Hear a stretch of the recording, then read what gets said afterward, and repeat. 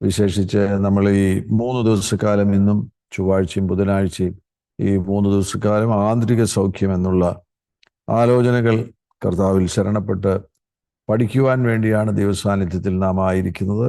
എല്ലാവരും പ്രാർത്ഥനയോടുകൂടെ സഹകരിക്കണമെന്ന് വിനയപുരസ്സരം ഓർപ്പിക്കുന്നു. ഒരു വാക്ക് പ്രാർത്ഥിക്കാം. പരിശുദ്ധ പിതാവേ, ഇന്നത്തെ നല്ല സന്ധ്യാസമയത്തിനായി ഞങ്ങൾ നന്ദിയോടുകൂടെ അങ്ങയെ സ്തുതിക്കുന്നു. കർത്താവെ, ഈ രാത്രിയിൽ അങ്ങയുടെ സാന്നിധ്യത്തിൽ ഞങ്ങളായിരിക്കുമ്പോൾ ഞങ്ങളുടെ വചനം പഠിക്കുവാനുള്ള പ്രാപ്തി ഞങ്ങൾക്ക് നൽകി തരണമേ എന്ന് പ്രാർത്ഥിക്കുന്നു.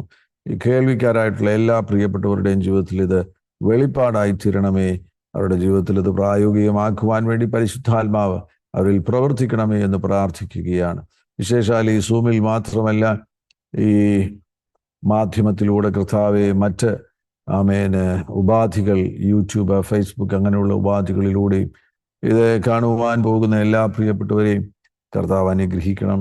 ഇൻ ഫ്യൂച്ചർ കർത്താവെ ചില ദിവസങ്ങൾ, മാസങ്ങൾ, വർഷങ്ങൾ കഴിഞ്ഞും ഇത് കാണുന്നവരെ കർത്താവ് വിടുവിക്കുകയും അനുഗ്രഹിക്കുകയും സൗഖ്യമാക്കുകയും ചെയ്യണമേ എന്ന് പ്രാർത്ഥിക്കുകയാണ്. എല്ലാറ്റിലുപരിയായിട്ട് യേശുക്രിസ്തുവിൻ്റെ നാമം മാത്രം മഹത്വമെടുക്കണം. മനുഷ്യരെ ആരും കാണരുത്, എല്ലാവരും യേശുവിനെ കാണുവാൻ സഹായിക്കണമേ എന്ന് പ്രാർത്ഥിക്കുന്നു. ക്രൂശിൻ്റെ മറവിൽ ഞാൻ മറയുന്നു. കർത്താവ് സഹായിക്കുന്നതിനായി സ്തോത്രം. പരിശുദ്ധാത്മാവിനെ കൂടാതെ ഒന്നും ചെയ്യുവാൻ കഴിയത്തില്ല. പരിശുദ്ധാത്മാവ് കടന്നു വരണം. പരിശുദ്ധാത്മാവ് തന്നെ ഈ ശുശ്രൂഷകളുടെ നേതൃത്വം ഏറ്റെടുക്കണമേ എന്ന് പ്രാർത്ഥിക്കുന്നു.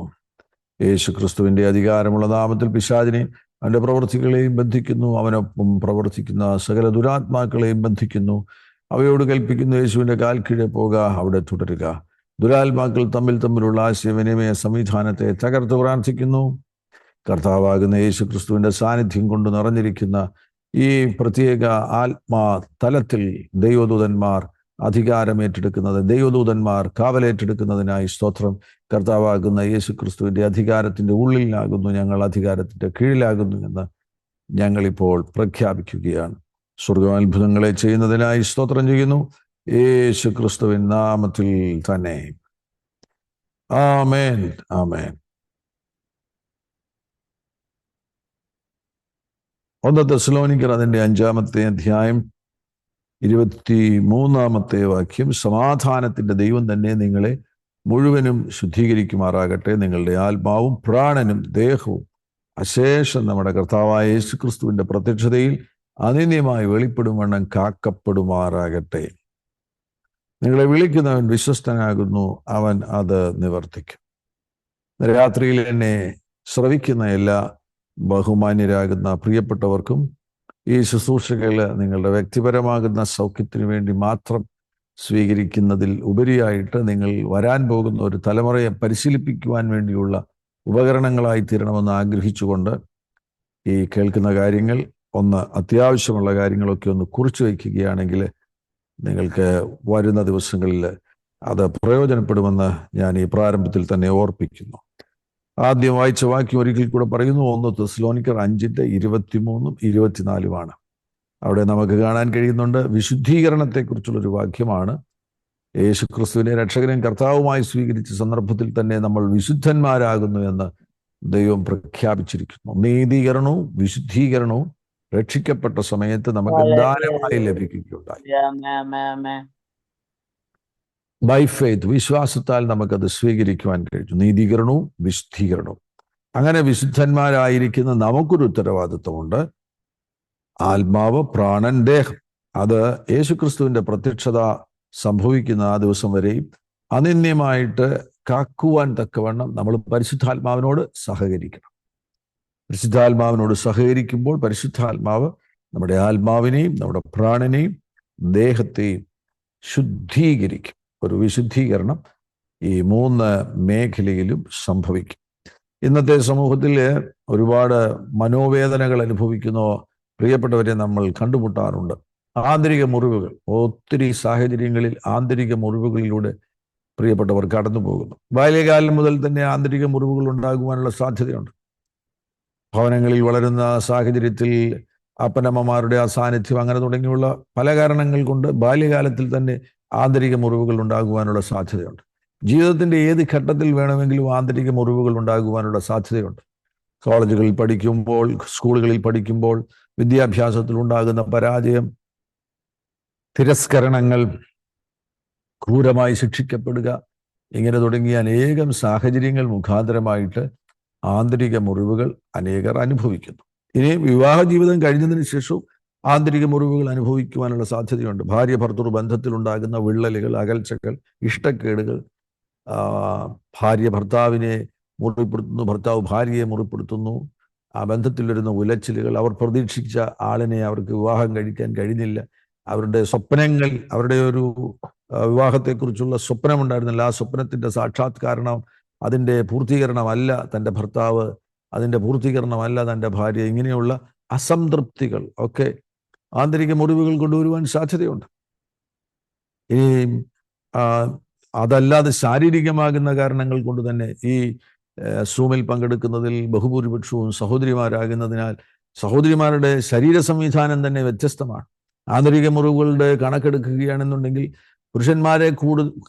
പുരുഷന്മാരെക്കാൾ കൂടുതലായിട്ട് ആന്തരിക മുറിവുകൾ അനുഭവിക്കുന്നത്, ആന്തരികമായി സംഘർഷം തീവ്രമായി അനുഭവിക്കുന്നത് സഹോദരിമാരാകുന്നു എന്ന് എൻ്റെ ഈ കഴിഞ്ഞുപോയ ഏതാണ്ട് 25 വർഷത്തെ ഈ ആന്തരിക സൗഖ്യ ശുശ്രൂഷയിൽ നിന്ന് എനിക്ക് മനസ്സിലാക്കുവാൻ കഴിഞ്ഞിട്ടുണ്ട്. അതിന് പ്രത്യേക കാരണങ്ങൾ അവരുടെ ശരീരഘടന തന്നെയാണ്. സ്ത്രീകളുടെ ശരീരഘടന വ്യത്യസ്തമാകുന്നു. വിശേഷിച്ചും പ്രഗ്നൻസി, ഗർഭധാരണം, അങ്ങനെയുള്ള കാര്യങ്ങൾ സംഭവിക്കുമ്പോൾ ഗർഭധാരണത്തിന് ശേഷമായിട്ട് അല്ലെങ്കിൽ പ്രസവത്തിന് ശേഷമായിട്ടുണ്ടാകുന്ന ഗർഭധാരണ സമയത്ത് തന്നെ ചിലപ്പോൾ ഡിപ്രഷൻ ഉണ്ടാകുവാനുള്ള, സ്ലൈറ്റ് ആയിട്ടുള്ള ടെമ്പററി ഡിപ്രഷൻ ഉണ്ടാകുവാനുള്ള സാധ്യതയുണ്ട്. കാരണം ഹോർമോണിന് ഉള്ള അതിൻ്റെ പല എൻസൈംസ്, ഹോർമോൺസ്, ഇതൊക്കെ അതിൻ്റെ പുറപ്പെടൽ, ശരീരത്തിലുണ്ടാകുന്ന പുറപ്പെടൽ, ഒരു കുഞ്ഞുകൂടെ വയറ്റിൽ വളരുന്നതിനാൽ അപ്പോൾ ഒരുപാട് വ്യത്യാസങ്ങൾ ശരീരത്തിൽ ആ സമയത്ത് സംഭവിക്കുന്നുണ്ട്. അത് മുഖാന്തരമായിട്ട് സ്ലൈറ്റ് ആയിട്ടുള്ള ടെമ്പററി ഡിപ്രഷൻ ഉണ്ടാകുവാനുള്ള സാധ്യതയുണ്ട്. ഇനി പോസ്റ്റ് പാർട്ടം ഡിപ്രഷൻ എന്ന് പറയുന്നൊരു ഡിപ്രഷനുണ്ട്, പ്രസവം കഴിയുമ്പോൾ ഉണ്ടാകുന്ന ഡിപ്രഷൻ. അങ്ങനെ സഹോദരിമാർ ഈ മേഖലയിൽ കൂടുതൽ സംഘർഷങ്ങളിലൂടെ കടന്നു പോകുവാനുള്ള സാധ്യതയുണ്ട്.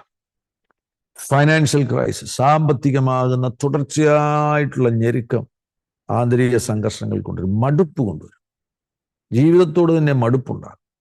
ഇനിയും അനാവശ്യമാകുന്ന കടബാധ്യതകൾ, ആവശ്യമില്ലാത്ത നിലയിൽ കടം വാങ്ങിയതിനു ശേഷം തിരികെ കൊടുക്കുവാൻ കഴിയാത്ത സാഹചര്യം. ഇനി ഭർത്താവ് കടം മേടിച്ചത് ഭാര്യ അറിഞ്ഞില്ല, അത് വരുത്തുന്ന നടുക്കം. ഒരു സുപ്രഭാതത്തിൽ അറിയുന്നു, ഭർത്താവ് എന്ന് പറയുകയാണ്, എനിക്ക് 50 ലക്ഷം രൂപ കടമുണ്ടെന്ന് ഭാര്യയോട് പറയുന്നു. ഭാര്യ സ്വപ്നത്തിൽ പോലും കണ്ടില്ല, എല്ലാ കാര്യങ്ങളും നന്നായി പോകുന്നു എന്നാണ് ഭാര്യ ചിന്തിച്ചിരുന്നത്. അപ്പോൾ അത് കൊണ്ടുവരുന്ന ഞെട്ടിപ്പിക്കുന്ന അനുഭവം, അതൊക്കെ ഓരോ ആഘാതങ്ങൾ എന്ന് നമുക്ക് വിളിക്കുവാൻ കഴിയും, ട്രോമകൾ എന്ന് വിളിക്കുവാൻ കഴിയും. ഇങ്ങനെയൊക്കെയുള്ള സാഹചര്യങ്ങൾ മുഖാന്തരമായിട്ട് ആന്തരിക മുറിവുകൾ ഉണ്ടാകും. ഇനിയും വളരെ വിചിത്രമാകുന്ന ചില മുറിവുകളാണ്. അനേകർ വിശ്വാസത്തിലേക്ക് വരും. എവിടെ നിന്നൊക്കെയാണ് വരുന്നത്? യാക്കോബായ സഭയിൽ നിന്ന് വിശ്വാസത്തിലേക്ക് വരും, കത്തോലിക്ക സഭയിൽ നിന്ന് വിശ്വാസത്തിലേക്ക് വരും, ഹിന്ദു പശ്ചാത്തലത്തിൽ നിന്ന് യേശുക്രിസ്തുവിനെ രക്ഷകനെയും കർത്താവുമായി സ്വീകരിച്ച് നമ്മളിപ്പോൾ അനുഭവിക്കുന്ന ഈ അനുഭവത്തിലേക്ക് വരും. ചിലർ മറ്റ് പശ്ചാത്തലത്തിൽ നിന്ന്, മറ്റ് പ്രത്യേകമാകുന്ന പശ്ചാത്തലങ്ങളിൽ നിന്ന് യേശുക്രിസ്തുവിനെ കണ്ടുമുട്ടി ചേർച്ചിനകത്തേക്ക് വരുന്നു. അവരുടെ ആ തുടക്കം എന്ന് പറയുമ്പോൾ അവർ ഭയങ്കരമായിട്ട് എക്സൈറ്റഡ് ആണ്. സ്വർഗത്തിൻ്റെ സാന്നിധ്യമല്ലേ അവർ അനുഭവിക്കുന്നു. അവരൊരിക്കലും ജീവിതത്തിൽ അനുഭവിച്ചിട്ടില്ലാത്ത ഒരു വലിയ മാറ്റം അവർ അനുഭവിച്ച് വിശ്വാസത്തിലേക്ക് വരുന്നു. വിശ്വാസ ജീവിതം മുന്നോട്ട് പോകുമ്പോൾ ചർച്ചിനകത്ത് പ്രശ്നം, പാസ്റ്ററുമായിട്ട് പ്രശ്നം, മറ്റു വിശ്വാസികളുമായിട്ടുള്ള പ്രശ്നം, ഒരിക്കലും പ്രതീക്ഷിക്കാത്ത നിലയിലുള്ള മുറിവുകൾ വിശ്വാസ ജീവിതത്തിൽ വന്നതിന് ശേഷം വിശ്വാസികളിൽ നിന്നും ശുശ്രൂഷകന്മാരിൽ നിന്നും അനുഭവിക്കേണ്ടി വരുന്ന പ്രിയപ്പെട്ടവർ. ചില ശുശ്രൂഷകൻ അവരുടെ ശുശ്രൂഷയിൽ അവരൊരിക്കലും പ്രതീക്ഷിക്കാത്ത നിലയിൽ കൂടെ നടന്നവർ അവരെ ചില സന്ദർഭത്തിൽ ഭയങ്കരമായി മുറിപ്പെടുത്തുന്നു. ഇതുമൂലം ഒരിക്കലും സൗഖ്യമാകുകയില്ല എന്നുള്ള നിലവാരത്തിൽ, ഇനി സൗഖ്യമാകുവാനുള്ള സാധ്യതയില്ല എന്നുള്ള നിലവാരത്തിലുള്ള മുറിവുകളും വഹിച്ചുകൊണ്ട് ജീവിക്കുന്നവരുണ്ട്. ഞാൻ എന്തിനാണ് ഇത്തരത്തിലൊരു തീരുമാനമെടുത്തത്? ഇത്തരത്തിലുള്ള മുറിവുകൾ ഉണ്ടായത് മുഖാന്തരമായി തിരിച്ച് പിന്നെ കത്തോലിക്ക സഭയിൽ പോയിട്ടുള്ളവരെയും എനിക്കറിയാം. ആ വ്യത്യസ്ത സാഹചര്യങ്ങൾ, ആ സാഹചര്യങ്ങളൊക്കെ മുഖാന്തരമായിട്ട് ആന്തരിക മുറിവുകൾ സംഭവിക്കുന്നു. എന്നാൽ ഈ ആന്തരിക മുറിവുകളെ നമുക്ക് നേരിടുവാൻ കഴിയും. ഇതിനെക്കുറിച്ചുള്ള വെളിപ്പാടുകൾ, വചനത്തിലൂടെയുള്ള വെളിപ്പാടുകൾ ലഭിക്കുമ്പോൾ നമ്മെ ആര് മുറിപ്പെടുത്തിയാലും മുറിയാത്ത നിലയിലുള്ള, തകരാത്ത നിലയിലുള്ള, വിഭജിക്കപ്പെടാത്ത നിലയിലുള്ള ഒരു മനസ്സൊരു പ്രാണൻ, ആ നിലയിൽ ശക്തമാകുന്ന ഒരു പ്രാണൻ, ഒരു സൗണ്ട്നെസ് ഓഫ് മൈൻഡ്, കേടുവരാത്ത ഒരു പ്രാണനുള്ളവരായി, കേടുവരാത്തൊരു മനസ്സുള്ളവരായിട്ട് നമുക്ക് തീരുവാൻ കഴിയും. അതല്ലാതെ നമ്മള് ആളുകൾ എന്നെ ഒരിക്കലും ആരും മുറിപ്പെടുത്തരുത്, എൻ്റെ പപ്പ എന്നെ മുറിപ്പെടുത്തരുത്, എൻ്റെ മമ്മി എന്നെ മുറിപ്പെടുത്തരുത്, എൻ്റെ പാസ്റ്റർ എന്നെ മുറിപ്പെടുത്തരുത്, എൻ്റെ വിശ്വാസി, എൻ്റെ കൂടെയുള്ള സഹപ്രവർത്തകൻ എന്നെ മുറിപ്പെടുത്തരുത്, എൻ്റെ ഓഫീസിലെ എൻ്റെ സഹപ്രവർത്തകർ എന്നെ മുറിപ്പെടുത്തരുത്, എൻ്റെ ബോസ് എന്നെ മുറിപ്പെടുത്തരുത്, എൻ്റെ ഭർത്താവ് എന്നെ മുറിപ്പെടുത്തരുത്, എൻ്റെ ഭാര്യ എന്നെ മുറിപ്പെടുത്തരുത് എന്ന് ചിന്തിച്ച് നിങ്ങൾ ജീവിക്കുകയാണെങ്കിൽ ഇവരെല്ലാം മുറിപ്പെടുത്തുവാൻ വേണ്ടി തന്നെയാണ് നിങ്ങളുടെ അരികിൽ വരുന്നത്. നിങ്ങളെ മുറിപ്പെടുത്തിയിരിക്കും. എന്നാൽ ഇവരാര് വേദന കൊണ്ടുവന്നാലും മുറിവ് കൊണ്ടുവന്നാലും അത് മുഖാന്തരം ഞാൻ മുറിയപ്പെടുകയില്ല. എന്നെ തിരസ്കരിക്കുന്നവരെ സ്നേഹിക്കുവാൻ കഴിയുന്ന യേശുക്രിസ്തുവിന്റെ സ്വഭാവം എനിക്ക് പുറപ്പെടുവിക്കുവാൻ കഴിയുന്ന ഒരു നിലവാരത്തിലേക്ക് എൻ്റെ പ്രാണനെ, എൻ്റെ മനസ്സിനെ സൗഖ്യമാക്കണമേ എന്ന് കർത്താവിനോട് പറയുകയാണെങ്കിൽ അത്തരത്തിലുള്ള ഒരു മനസ്സിനെ കർത്താവ് നൽകിത്തരും. അവിടെ മുറിവുകൾ കൂടാതെ ജീവിക്കുവാൻ കഴിയും. ഇന്നുവരെ ഉണ്ടായ മുറിവുകളെ നിങ്ങൾക്ക് സൗഖ്യമാക്കുവാനും കഴിയും. ഇത് വളരെ പ്രായോഗികമാണ്. ഞാൻ ജീവിതത്തിൽ ഇത് പരിശീലിച്ചതാണ്. ഇപ്പോൾ ഞാൻ ഏകദേശം 32 വർഷമായിട്ട് ദൈവവചന ശുശ്രൂഷയിലായിരിക്കുന്നു. അതിൽ തന്നെ ആന്തരിക സൗഖ്യ ശുശ്രൂഷ ഒരു 25 വർഷമായിട്ട് ഞാൻ ആന്തരിക സൗഖ്യ ശുശ്രൂഷ ചെയ്തുകൊണ്ടിരിക്കുകയാണ്. എൻ്റെ വ്യക്തിപരമാകുന്ന ആന്തരിക മുറിവുകളെ സൗഖ്യമാക്കുവാൻ വേണ്ടിയുള്ള അന്വേഷണമാണ് എന്നെ ഇവിടെ കൊണ്ടെത്തിച്ചത്. ഞാൻ അനേകം പുസ്തകങ്ങൾ വായിച്ചു. അതിലെന്നെ ആദ്യമായിട്ട് ഈ മേഖലയിലേക്ക് തിരിച്ചുവിട്ടത് ബ്രൂസ് തോംസൺ എന്ന് പറയുന്ന ഒരു ദൈവദാസൻ എഴുതിയ divine plumb line, walls of the heart എന്ന ഒരു പുസ്തകമാണ് എന്നെ ഈ മേഖല, ഇങ്ങനൊരു മേഖല ഉണ്ട് എന്നുള്ള ഒരു തിരിച്ചറിവിലേക്ക് കൊണ്ടുവന്നത്. അന്നു മുതൽ അനേകം പുസ്തകങ്ങൾ വായിച്ചു, അനേകം ദൈവദാസന്മാരുടെ ശുശ്രൂഷകൾ അതിൽ ഭാഗമാകുവാനുള്ള അവസരം ലഭിച്ചു. അങ്ങനെ ഒരു അന്വേഷണം നടത്തി പഠിച്ചു. ഏകദേശം ഒരു 25 വർഷം മുന്നമേ ഞാൻ ഈ ശുശ്രൂഷകൾ മറ്റുള്ളവരുമായി പങ്കുവയ്ക്കുവാൻ തുടങ്ങി. എൻ്റെ വ്യക്തിപരമായ മുറിവുകൾ സൗഖ്യമായി, എൻ്റെ വൈഫിൻ്റെ മുറിവുകൾ സൗഖ്യമായി. അങ്ങനെ ഇത് വളരെ പ്രായോഗികമാണ്. ഞങ്ങളിത് പരിശീലിച്ചവരാണ്. ഞങ്ങളുടെ വ്യക്തിപരമാകുന്ന ജീവിതത്തിൽ ഇപ്പോൾ മറ്റാരെങ്കിലും ഞങ്ങളെ മുറിപ്പെടുത്തുകയാണെങ്കിൽ അവരോട് പകയില്ലാതെ, വിരോധമില്ലാതെ അവരെ സ്നേഹിക്കുവാനും അവർ വരുത്തിയ ആ ക്ഷതങ്ങൾ മുഖാന്തരം മുറിവില്ലാത്തവരായി ജീവിക്കുവാനും കഴിയുന്ന ഒരു നിലവാരത്തിലേക്ക് ഞങ്ങൾ എത്തിയെന്നാണ് തോന്നുന്നത്. അറിയത്തില്ല, ഇനിയും വേറെ എന്തെങ്കിലും ഒരു സാഹചര്യത്തിൽ പിന്നെയും മുറിയപ്പെടുമോ എന്ന് എനിക്കറിയത്തില്ല. എന്നാൽ ഈ നിലവിൽ ആ മേഖലയിൽ ഒരു വലിയ സ്വാതന്ത്ര്യം അനുഭവിക്കുന്നവരാകുന്നതിനാൽ ഇത് വളരെ പ്രായോഗികമാണ്.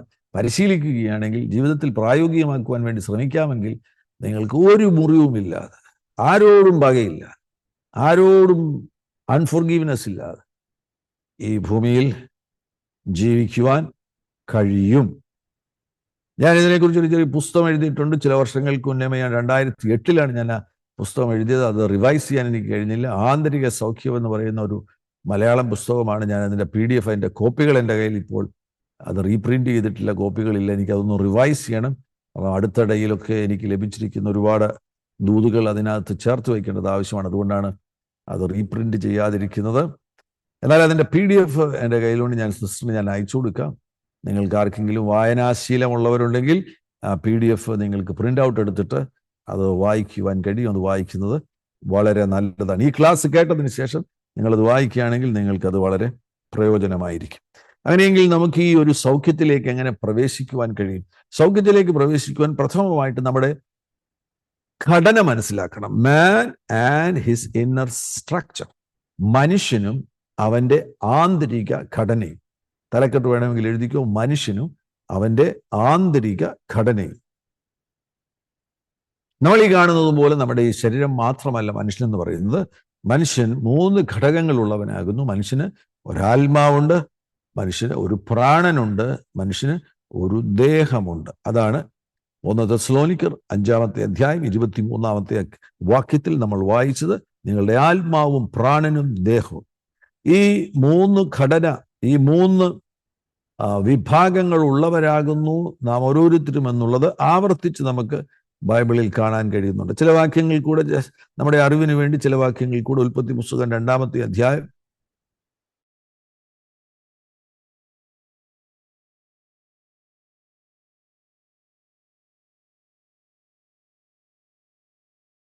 തീർന്നു. നിലത്തെ പൊടി കൊണ്ട്, അതാണ് മനുഷ്യന്റെ ശരീരം എന്ന് പറയുന്നത്. പൊടി കൊണ്ടുണ്ടാക്കിയതാണ് ഈ ശരീരം എന്ന് പറയുന്നത്. എന്നിട്ട് യഹോവയാകുന്ന ദൈവം അവൻ്റെ മൂക്കിലേക്ക് ജീവശ്വാസം ഊതി. ആ വന്ന ശ്വാസമാണ് മനുഷ്യന്റെ ആത്മാവ് എന്ന് പറയുന്നത്. ആ ശ്വാസം വന്ന് ഈ മണ്ണിനെ തട്ടിയപ്പോൾ ഉളവായതാണ് മനുഷ്യന്റെ ജീവൻ. മനുഷ്യൻ ജീവനുള്ള ദേഹിയായി തീർന്നു. മനുഷ്യൻ ജീവനുള്ള ദേഹിയായി തീർന്നു. വീണ്ടും നമുക്ക് കാണാൻ കഴിയുന്നുണ്ട്, എബ്രായ ലേഖനം അതിൻ്റെ 4-ാമത്തെ അധ്യായം 12-ാം വാക്യത്തിലേക്ക് പോകുന്ന സന്ദർഭത്തിൽ ദൈവത്തിന്റെ വചനം ജീവനും ചൈതന്യവുമുള്ളതായി ഇരുവായ്ത്തലയുള്ള ഏത് വാളിനേക്കാളും മൂർച്ചയേറിയതും പ്രാണനെയും ആത്മാവിനെയും സന്ധിപഞ്ചകൾ, അത് ശരീരമാണ്, സന്ധിപഞ്ചകളെയും വേർപിടിവിക്കും വരെ തുളച്ചു ചെല്ലുന്നതും ഹൃദയത്തിലെ ചിന്തനങ്ങളെയും ഭാവങ്ങളെയും വിവേചിക്കുന്നതുമാകുന്നു. അവിടെ നമുക്ക് മൂന്ന് കാര്യങ്ങൾ കാണുവാൻ കഴിയുന്നു. ആത്മാവ്, പ്രാണൻ, ശരീരം. ഈ 3 ഘടകങ്ങൾ കാണാൻ കഴിയുന്നുണ്ട്. നിങ്ങൾ അൺമ്യൂട്ട് ചെയ്യരുത്. മ്യൂട്ടായിരിക്കുമ്പോൾ തന്നെ ഞാൻ പറയുന്നത് നിങ്ങൾ ആ മുറികളിൽ നിങ്ങൾ ഏറ്റു പറയുക. നിങ്ങൾക്ക് തന്നെ കേൾക്കാൻ വേണ്ടി എന്നോട് ചേർന്ന് പറയുക, ഞാനൊരു ആത്മാവാകുന്നു, എനിക്കൊരു പ്രാണനുണ്ട്, ഞാനൊരു ശരീരത്തിൽ വസിക്കുന്നു. ഒരിക്കൽ കൂടെ പറയുക, ഞാനൊരു ആത്മാവാകുന്നു, എനിക്കൊരു പ്രാണനുണ്ട്, ഞാനൊരു ശരീരത്തിൽ വസിക്കുന്നു. ഇതാണ് മനുഷ്യന്റെ ഘടന എന്ന് പറയുന്നത്. മനുഷ്യൻ ഒരു ആത്മാവാകുന്നു. നമ്മൾ ഓരോരുത്തരും ഒരു ആത്മാവാകുന്നു. അവരവരുടെ പേര് പറഞ്ഞിട്ടൊന്ന് പറഞ്ഞ് ഞാൻ ആത്മാവാകുന്നു എന്ന്. പിന്നെ ഒരാത്മാവാകുന്നു. അതുപോലെ നിങ്ങളൊന്ന് പറഞ്ഞേ, ആമേന്, ജോയ്സി അല്ലെങ്കിൽ സിജി ഒരാത്മാവാകുന്നു. അങ്ങനെ പറഞ്ഞ അവരവർ പറയുക, ഫിന്നി ഒരാത്മാവാകുന്നു. നിങ്ങൾക്ക് ആ ഹ്യൂമൻ സ്പിരിറ്റാണ് ഏറ്റവും പ്രധാനപ്പെട്ടത്. ആ ഹ്യൂമൻ സ്പിരിറ്റ് നമ്മുടെ എല്ലാവരുടെയും മനുഷ്യാത്മാവ് എന്ന് പറയുന്നത് പുതിയ സൃഷ്ടിയായി തീർന്ന മനുഷ്യാത്മാവാകും. യേശുവിനെ രക്ഷകനും കർത്താവുമായി സ്വീകരിച്ചപ്പോൾ പരിശുദ്ധാത്മാവ് വന്നു. നമ്മളൊരു ന്യൂ ക്രിയേഷൻ ആയി തീർന്നു. നമ്മൾ പുതിയ സൃഷ്ടിയായി തീർന്നു. നമ്മുടെ ആത്മാവ് എന്ന് പറയുന്നത് ദൈവത്തെ പോലെ ആയിരിക്കുകയാണ്. ആ ആത്മാവിന് ഈ ഭൂമിയിൽ പ്രവർത്തിക്കുവാനുള്ള ഒരു സംവിധാനമാണ് ഈ ശരീരം എന്ന് പറയുന്നത്. അല്ലെങ്കിൽ ആത്മാവിന് പാർക്കാനുള്ള ഒരു വീടാണ് നമ്മുടെ ശരീരം എന്ന് പറയുന്നത്. ഈ ശരീരത്തിന് പ്രവർത്തിക്കുവാനുള്ള ജീവനാണ് നമ്മുടെ പ്രാണൻ എന്ന് പറയുന്നത്. ഈ ശരീരത്തിന് പ്രവർത്തിക്കുവാനുള്ള ഒരു എനർജി എന്നോ അല്ലെങ്കിൽ ഒരു സോഴ്സ് എന്നോ ലൈഫ് സോഴ്സ് എന്നോ ഒക്കെ പറയുവാൻ കഴിയും. അതാണ് നമ്മുടെ പ്രാണൻ എന്ന് പറയുന്നത്. ഇങ്ങനെ 3 ഘടകങ്ങൾ നമുക്ക് കാണാൻ കഴിയുന്നുണ്ട്. നമ്മുടെ കർത്താവാകുന്ന യേശു ക്രിസ്തു ക്രൂശിലായിരുന്ന സന്ദർഭത്തിൽ അവിടെ നമുക്ക് ഈ 3 ഘടകങ്ങൾ കാണാൻ കഴിയുന്നുണ്ട്. ലൂക്കോസിന്റെ സുവിശേഷം അതിൻ്റെ 23-ാമത്തെ അധ്യായത്തിലേക്ക് പോകുക. 23-ാമത്തെ അധ്യായം അതിൻ്റെ 46-ാമത്തെ വാക്യത്തിൽ അവിടെ കാണാൻ കഴിയുന്നു, യേശു അത്യുച്ചത്തിൽ പിതാവേ എൻ്റെ ആത്മാവിനെ തൃക്കൈയിൽ ഏൽപ്പിക്കുന്നു. അപ്പൊ യേശുവിന്റെ ശരീരം എവിടെ കിടക്കുകയാണ്? ക്രൂശിൽ കിടക്കുകയാണ്. അപ്പൊ യേശു പറയുന്ന കേട്ടോ, എൻ്റെ ആത്മാവിനെ തൃക്കൈയിൽ ഏൽപ്പിക്കുന്നു എന്ന് നിലവിളിച്ച് പറഞ്ഞു. ഇത് പറഞ്ഞിട്ട് പ്രാണനെ വിട്ടു. കണ്ടോ, 3 ഘടകങ്ങളും കാണുന്നു അവിടെ നമുക്ക് കാണാൻ കഴിയും. യേശുവിന്റെ ശരീരം ക്രൂശിൽ കിടക്കുന്നു. യേശു പറയുന്നു, ആത്മാവിനെ, പിതാവേ എൻ്റെ ആത്മാവിനെ തൃക്കൈയിൽ ഏൽപ്പിക്കുന്നു. ഇത് പറഞ്ഞിട്ട് പ്രാണനെ വിട്ടു. വിശുദ്ധന്മാരുടെ മരണം ഇതുപോലെയാണ്. നമ്മളാരും ശരീരത്തിൽ ജീവൻ പോകുന്ന സമയത്ത് പ്രാണൻ പോകുന്നതിന് മുമ്പ് തന്നെ നമ്മുടെ ആത്മാവ് പുറത്തിറങ്ങും. നമ്മൾ പുറത്തിറങ്ങും. യഥാർത്ഥത്തിൽ നമ്മൾ ആത്മാവാകും. ഞാൻ ആത്മാവാകും, നിങ്ങൾ ആത്മാവാകും. അപ്പോൾ ഒരു വിശുദ്ധനാകുന്ന ഒരു വ്യക്തി, ഒരു വിശുദ്ധയാകുന്ന വ്യക്തി മരിക്കുന്ന സന്ദർഭത്തിൽ ആദ്യം ആത്മാവ് പുറത്തു വന്നിട്ടാണ് പ്രാണൻ പോകുന്നത്. അവസാനത്തെ ആ ജീവൻ പോകുന്ന സമയത്തെ ആ വേദന നമുക്ക് അനുഭവിക്കേണ്ടതായിട്ട് വരത്തില്ല. നമുക്ക് ആത്മാവ് പുറത്തിറങ്ങിയിട്ട് നമുക്ക് കാണാം ആ ബോഡി അവിടെ കിടക്കുന്നത്, ചുറ്റും നിൽക്കുന്നവരവിടെ നിൽക്കുന്നതൊക്കെ നമുക്ക് കാണാം. ദൂതന്മാർ വരും, നമ്മളെ സ്വർഗത്തിലേക്ക് കൊണ്ടുപോകും. നമ്മൾ യഥാർത്ഥത്തിൽ ഒരു ആത്മാവാകുന്നു. ഇതൊരു വലിയ വിശാലമാകുന്ന ഒരു മേഖലയാണ്. ആത്മാവിനെ കുറിച്ച് മാത്രം പറയുകയാണെങ്കിൽ വിശാലമായിട്ട് പറയുവാൻ കഴിയും. എന്നാൽ ഇത് നമുക്കൊരു 3 ദിവസത്തെ ക്ലാസ് ആകുന്നു. അതുകൊണ്ട് ഞാൻ ഒരുപാട് വിശദീകരിക്കുന്നില്ല. എന്നാൽ ഹ്യൂമൻ സ്പിരിറ്റിനെ കുറിച്ചുള്ള ചില കാര്യങ്ങൾ ഞാൻ പെട്ടെന്ന് അങ്ങ് പറയുകയാണ്. ദൈവത്തിന്റെ സ്വഭാവം ഹ്യൂമൻ സ്പിരിറ്റിലുണ്ട്, മനുഷ്യാത്മാവിലുണ്ട്. കാരണം പരിശുദ്ധാത്മാവിനാലാകുന്നു നമ്മുടെ ആത്മാവിന്, ഹ്യൂമൻ സ്പിരിറ്റിന് ജീവൻ ലഭിച്ചത്. അതുകൊണ്ട് ദൈവത്തിൻ്റേതുപോലെയുള്ള ജീവൻ നമ്മുടെ ആത്മാവിലുണ്ട്. ആ ദൈവത്തിൻ്റേതുപോലെയുള്ള ജീവൻ എന്താണ്? നിത്യജീവൻ, ഇറ്റേണൽ ലൈഫ്. Everlasting life. മരണമില്ല. നമ്മുടെ ആത്മാവിന് മരണമില്ല. നമ്മുടെ ആത്മാവിൽ മനസ്സാക്ഷിയുണ്ട്.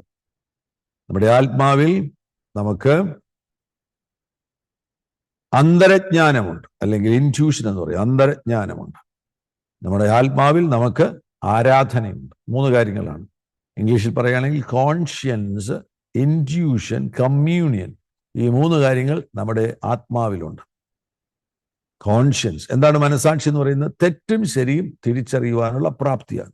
അത് നമ്മുടെ ആത്മാവിലാകും. എന്താണ് ഇൻറ്റ്യൂഷൻ അല്ലെങ്കിൽ അന്തരജ്ഞാനം എന്ന് പറയുന്നത്? അതൊരു ബോധോദയമാണ്, ഒരു സ്വയം അറിവാണ്. നമുക്ക് വേറെ ഇൻഫോർമേഷൻ കിട്ടാതെ തന്നെ കാര്യങ്ങൾ അറിയുവാൻ കഴിയുന്ന ദൈവത്തിൻ്റെ ഒരു സ്വഭാവമാണ്.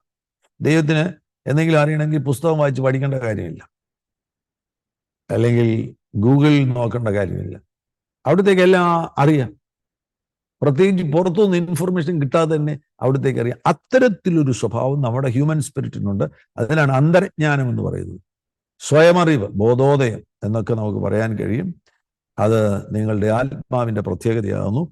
ഇനി ആത്മാവിന് കമ്മ്യൂണിയൻ എന്ന് പറയുമ്പോൾ അത് ആരാധനയാണ്. ദൈവവുമായിട്ട് നേരിട്ട് ബന്ധപ്പെടുവാൻ കഴിയുന്നത് നമ്മുടെ ആത്മാവിനാണ്. ആത്മാവ് രക്ഷിക്കപ്പെട്ടത് കൊണ്ടാണ് ശരീരത്തിന് ദൈവത്തെ അനുഭവിക്കാൻ കഴിയുന്നത്. ശരീരം നേരിട്ടല്ല ദൈവത്തെ അറിഞ്ഞത്, ആത്മാവിലൂടെയാണ്. കർത്താവ് അതുകൊണ്ടാണ് പറഞ്ഞത് ആത്മാവിലും സത്യത്തിലും നിങ്ങൾ ആരാധിക്കുമെന്ന്.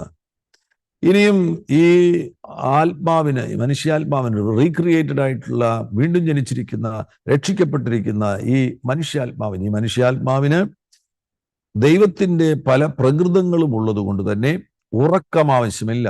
നിങ്ങളുടെ ശരീരം രാത്രിയിൽ ഉറങ്ങുമ്പോഴും ആത്മാവ് ഉറങ്ങുന്നില്ല. ആത്മാവിന് ഉറക്കം വേണ്ട, ദൈവത്തിന് ഉറക്കം വേണ്ട. അതുപോലെയുള്ള ഒരു നിലവാരത്തിലേക്ക് മനുഷ്യാത്മാവ് മാറിയിരിക്കുകയാണ്. ഉറക്കം ആവശ്യമില്ല.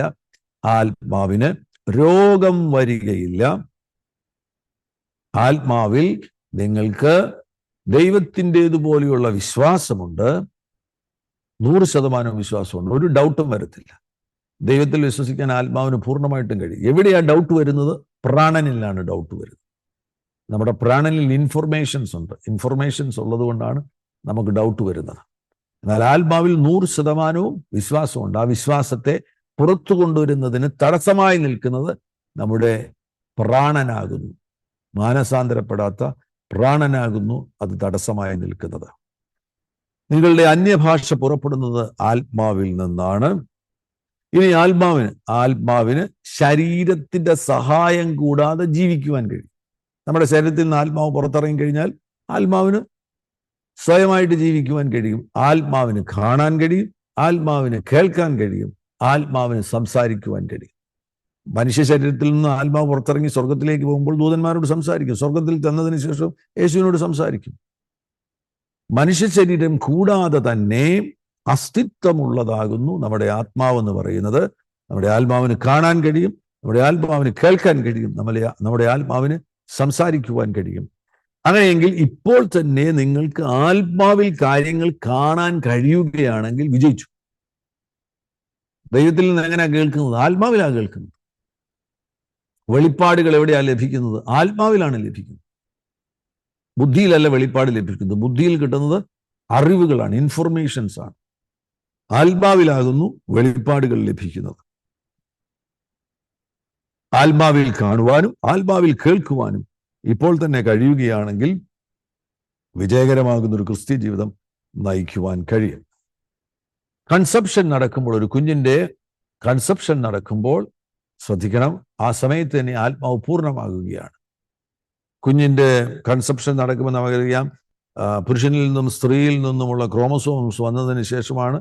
അത് സമയമെടുത്ത് ഹാർട്ട് ബീറ്റ് ഒക്കെ ഉണ്ടാകുവാൻ വേണ്ടി സമയമെടുക്കുന്നുണ്ട്. അങ്ങനെയാണ് ഒരു സെല്ലുണ്ടായിട്ട്, 2 സെല്ലുണ്ടായിട്ട്, അത് 4 സെല്ലായി, 8 സെല്ലായി, അങ്ങനെ ആ കുഞ്ഞിൻ്റെ ശരീരം ഉണ്ടാകുന്ന സമയത്ത് തന്നെ ആ ഹാർട്ട് ബീറ്റ് ആരംഭിക്കുമ്പോൾ തന്നെ ആത്മാവ് ദൈവത്തിൽ നിന്ന് വരികയാണ്. യഥാർത്ഥത്തിൽ ഒരു കുഞ്ഞ് ഒരു ഉദരത്തിൽ കൺസീവ്ഡ് ആകണമെന്നുണ്ടെങ്കിൽ പുരുഷനും സ്ത്രീയും മാത്രം പോരാ, ദൈവം അതിനകത്ത് ഇൻവോൾവ് ആകുന്നു, ദൈവം അതിനകത്ത് പങ്കാളിയാകുന്നു. ദൈവത്തിൽ നിന്നാകുന്നു ആ കുഞ്ഞിൻ്റെ സ്പിരിറ്റ് വരുന്നത്. അതുകൊണ്ടാണ് പഴയ നിയമത്തിൽ പലയിടങ്ങളിൽ നമുക്ക് കാണാൻ കഴിയുന്നുണ്ട്, ലേയുടെ ഗർഭത്തെ യഹോവ തുറന്നു, റാഹേലിന്റെ ഗർഭത്തെ യഹോവ തുറന്നു. റാഹേൽ മച്ചിയായിരുന്നു. റാഹേലിന്റെ ഗർഭത്തെ യഹോവ തുറന്നു. അതിന്റെ അർത്ഥം ആ കൺസെപ്ഷന്റെ പിന്നിൽ ദൈവമുണ്ട്. ദൈവത്തെ കൂടാതെ ആർക്കും കൺസീവ്ഡ് ആകുവാൻ, ഒരു സ്ത്രീക്ക് കൺസീവ്ഡ് ആകുവാൻ ദൈവത്തിന്റെ പങ്കാളിത്തം അതിനകത്ത് വളരെ പ്രധാനപ്പെട്ട കാര്യമാകുന്നു. ആ കൺസെപ്ഷൻ നടന്ന് ആ കുഞ്ഞിന്റെ ഹാർട്ട് ബീറ്റ് തുടങ്ങി സ്പിരിറ്റ് വന്നു. ആ കുഞ്ഞിൽ സ്പിരിറ്റ് വന്നു. അവിടെ സ്പിരിറ്റ് പൂർണ്ണമാകുന്നു. കുഞ്ഞിന്റെ ശരീരം വളരും. എത്ര വയസ്സ് വരെ? 21 വയസ്സ് വരെ കുഞ്ഞിന്റെ ശരീരം വളർന്നുകൊണ്ടിരിക്കും. കുഞ്ഞിന്റെ പ്രാണൻ വളരും. എത്ര വയസ്സ് വരെ? ഒരു 7 വയസ്സ് വരെ കുഞ്ഞിന്റെ പ്രാണൻ ഫോംഡ് ആയിക്കൊണ്ടിരിക്കും, രൂപപ്പെട്ടുകൊണ്ടിരിക്കും. എന്നാൽ കൺസെപ്ഷൻ നടക്കുമ്പോൾ, ആ കൺസെപ്ഷൻ കഴിയുമ്പോൾ, ആ കൺസെപ്ഷൻ നമ്മൾ കൺഫേം ആകുമ്പോൾ തന്നെ കുഞ്ഞിന്റെ ആത്മാവ് പൂർണ്ണമാകും. അതുകൊണ്ടാണ് ഒരു മിസ്കാരേജോ ഒരു അബോർഷനോ സംഭവിക്കുകയാണെങ്കിൽ പോലും ആ സ്പിരിറ്റ് ഇല്ലാതെയായിത്തീരത്തില്ല. ആ കുഞ്ഞിന്റെ സ്പിരിറ്റ് ഇല്ലാതെയായിത്തീരുന്നില്ല. ആ കുഞ്ഞിന്റെ സ്പിരിറ്റ് പറുദീസയിൽ വളരും. നിങ്ങൾക്ക് ആർക്കെങ്കിലും മിസ്കാരേജസ് ഉണ്ടായിട്ടുണ്ടെങ്കിൽ ആ കുട്ടി ചിലപ്പോൾ 3-ാം മാസമായിരിക്കും, 2-ാം മാസമായിരിക്കും ഹാർട്ട് ബീറ്റ് വന്നതിന് ശേഷം മിസ്കാരേജ് ഉണ്ടായത്. നമുക്കുള്ള അറിവനുസരിച്ച് ഈ മേഖലയിൽ പഠനം നടത്തുന്ന ദൈവദാസന്മാരിൽ നിന്ന് മനസ്സിലാക്കുവാൻ കഴിയുന്നത് അങ്ങനെ ഒരു മിസ്കാരേജിൽ പോലും നഷ്ടപ്പെടുന്ന കുഞ്ഞുങ്ങൾ, അവരുടെ സ്പിരിറ്റുകൾ സ്വർഗത്തിൽ വളരുന്നുണ്ട് എന്നാണ്. അബോർഷനിൽ നഷ്ടപ്പെടുന്ന എല്ലാ കുഞ്ഞുങ്ങളുടെയും സ്പിരിറ്റുകൾ പൂർണ്ണമായിട്ടും എവിടെയാണെന്ന് നമുക്ക് ഉറപ്പിക്കാൻ കഴിയത്തില്ല. എന്നാൽ എവിടെയോ, അല്ലെങ്കിൽ ചില ദൈവദാസന്മാരുടെ അഭിപ്രായ പ്രകാരം ആ കുഞ്ഞുങ്ങളുടെ സ്പിരിറ്റുകൾ നഷ്ടമാകുന്നില്ല. സ്വർഗത്തിൽ ഒരു പ്രത്യേക സ്ഥലത്ത് ആ കുഞ്ഞുങ്ങളുടെ സ്പിരിറ്റുകൾ വളരുന്നുണ്ട് എന്നാണ് ആമേൻ ആ മേഖലയിൽ പഠനം നടത്തുന്നവർ കണ്ടെത്തിയിരിക്കുന്നത്. ഹ്യൂമൻ സ്പിരിറ്റിനെ കുറിച്ചുള്ള ചില കാര്യങ്ങൾ ഞാൻ നിങ്ങളുമായി പങ്കുവച്ചു. ശരീരത്തെക്കുറിച്ച്, ഇനി ശരീരം ഒരു അത്ഭുതമാകുന്നു. നമ്മുടെ ശരീരം ഒരു മഹാത്ഭുതമാകുന്നു, അസാധാരണമാകുന്ന ഒരു അത്ഭുതമാകുന്നു ഈ ശരീരം എന്ന് പറയുന്നത്. ഒരുപാട് കാര്യങ്ങൾ ശരീരത്തെക്കുറിച്ച് വിശദീകരിക്കുവാൻ കഴിയും. ശരീരം എന്ന് പറയുന്നത് രക്തം, ആമേൻ, ബ്ലഡ്, ഫ്ലഷ് ആൻഡ് ബോൺസ്, ഇവ മൂന്നും കൂടെ ചേരുന്നതാണ് ശരീരം എന്ന് പറയുന്നത്. ആമേൻ, രക്തവും മാംസവും അസ്ഥിയും കൂടെ ചേരുന്നതാണ് ശരീരം എന്ന് പറയുന്നത്. രക്തവും മാംസവും അസ്ഥിയും കൂടെ ചേരുന്നതാണ് ശരീരം എന്ന് പറയുന്നത്. അനേകം ഭാഗത്ത് ശരീരവുമായി ബന്ധപ്പെട്ടുള്ള വാക്യങ്ങൾ കാണാൻ കഴിയുന്നുണ്ട്. 2 കൊരിന്ത്യർ 4:7, 2 കൊരിന്ത്യർ 4:10, 11, 16, 2 കൊരിന്ത്യർ 5:1, അങ്ങനെ പല സ്ഥലങ്ങളിൽ ശരീരത്തെക്കുറിച്ചുള്ള വാക്യങ്ങൾ കാണുവാൻ കഴിയുന്നുണ്ട്. ഇനിയും ശരീരത്തെക്കുറിച്ചുള്ള ഒരു പ്രധാനപ്പെട്ട ഭാഗമാകുന്നു 137 സങ്കീർത്തനം എന്ന് ഞാൻ വിശ്വസിക്കുന്നു. അവിടെ നമുക്ക് കാണാൻ കഴിയുന്നുണ്ട് 139 സങ്കീർത്തനം. 139 സങ്കീർത്തനം അതിൻ്റെ 14 വാക്യത്തിൽ, ഭയങ്കരവും അതിശയവുമായി എന്നെ സൃഷ്ടിച്ചിരിക്കിയാൽ ഞാൻ നിനക്ക് സ്തോത്രം ചെയ്യുന്നു. വാഹ്, ഭയങ്കരവും അതിശയവുമായി എന്നെ സൃഷ്ടിച്ചിരിക്കുക.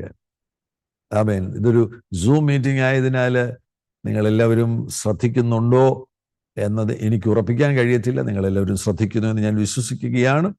ആമേൻ. 139 സങ്കീർത്തനത്തിൽ പറഞ്ഞിരിക്കുന്നത് ശ്രദ്ധിക്കുക, ഭയങ്കരവും അതിശയവുമായി എന്നെ സൃഷ്ടിച്ചിരിക്കിയാൽ ഞാൻ നിനക്ക് സ്തോത്രം ചെയ്യുന്നു. ഈ ശരീരത്തെക്കുറിച്ചാണ്. ഈ ശരീരം മണ്ണുകൊണ്ട് സൃഷ്ടിച്ചതാണ് എങ്കിൽ പോലും മഹാത്ഭുതമല്ലേ? മഹാത്ഭുതം, മഹാത്ഭുതം. ഒരു സിംഗിൾ സ്പേം മദേഴ്സ് എക്സെല്ലിൽ വന്നതിന് മീറ്റ് ചെയ്യുന്ന സന്ദർഭത്തിൽ അങ്ങനെയാണ് ഇത് ആരംഭിക്കുന്നത്. അല്ലെങ്കിൽ ഈ ക്രോമസോംസ് വന്ന് തമ്മിൽ കൂട്ടിമുട്ടുന്ന സന്ദർഭത്തിലാണ് ഇത് ആരംഭിക്കുന്നത്. പിന്നെ ഒരു സെല്ലായി ആ ഒരു സെല്ല് 2 സെല്ലായി തീരുന്നു, 2 സെല്ല് 4 സെല്ലായി തീരുന്നു. ഈ ശരീരത്തിൽ ഉണ്ടാകുന്ന ആദ്യത്തെ അവയവം എന്ന് പറയുന്നത് മനുഷ്യ ഹൃദയമാണ്. ഹാർട്ട് ബീറ്റ് വന്നു കഴിഞ്ഞെങ്കിലും ഉറപ്പിക്കും, ഡോക്ടർ പറയും കൺസെപ്ഷൻ കഴിഞ്ഞു, കൺസെപ്ഷൻ നടന്നു കഴിഞ്ഞിരിക്കുന്നു. സോ ഹാർട്ടാണ് ആദ്യമായിട്ട് ഒരു മനുഷ്യ ശരീരത്തിൽ ഉണ്ടാകുന്നത്. അതുകൊണ്ട് തന്നെ കിഡ്നി തകർന്നാലും മനുഷ്യൻ മരിക്കത്തില്ല, മനുഷ്യന്റെ ലിവർ പോയാലും മനുഷ്യൻ മരിക്കത്തില്ല, മനുഷ്യന്റെ ലങ്സിന് കേട് വന്നാലും മനുഷ്യൻ മരിക്കത്തില്ല. പക്ഷെ ഹാർട്ട് നിന്നാൽ മരിക്കും.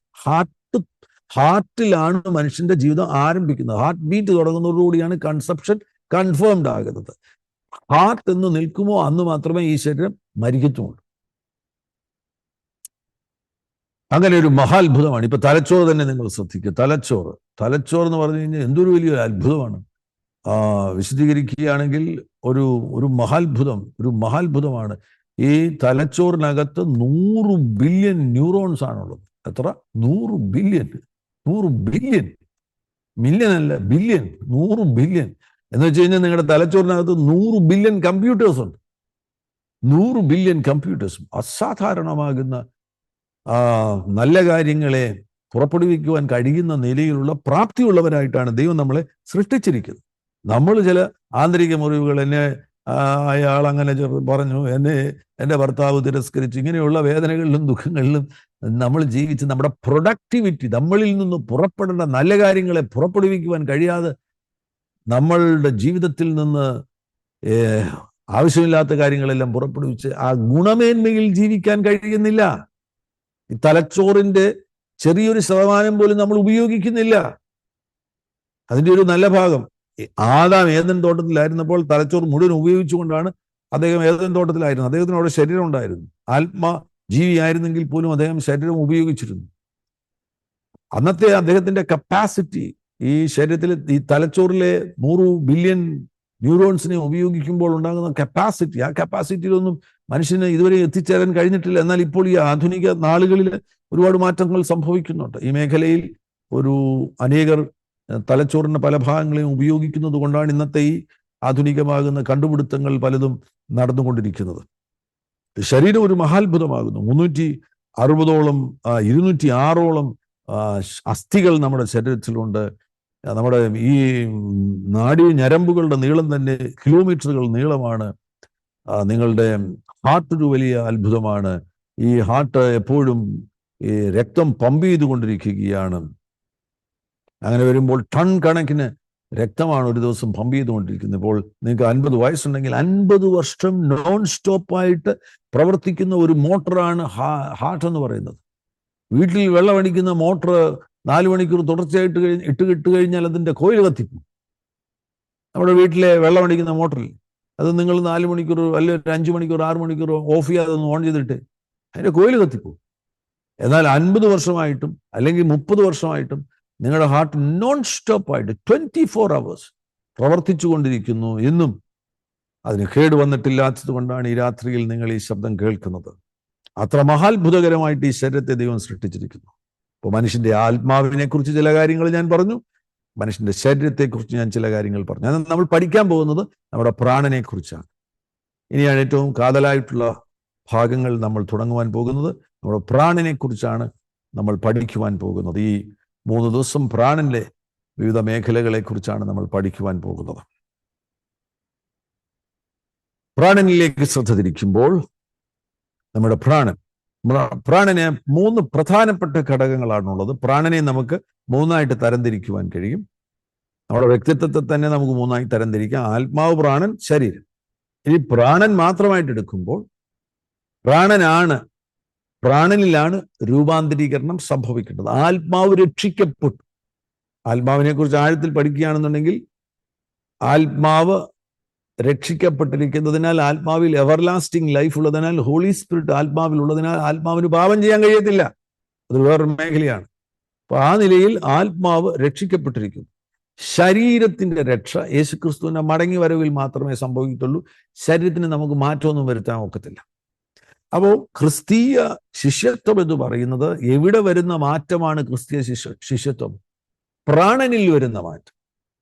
നമുക്കിന്ന് രൂപാന്തരീകരണം വരണം, നിങ്ങൾ മാറ്റം ഉള്ളവരായിത്തീരണം, നിങ്ങൾ യേശുക്രിസ്തുവിനെ പോലെ ആയിത്തീരണം എന്നൊക്കെ ദൈവദാസന്മാർ പ്രസംഗിക്കുമ്പോൾ എവിടെയാണ് ഈ മാറ്റം വരേണ്ടത്?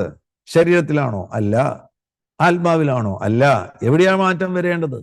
പ്രാണനിൽ.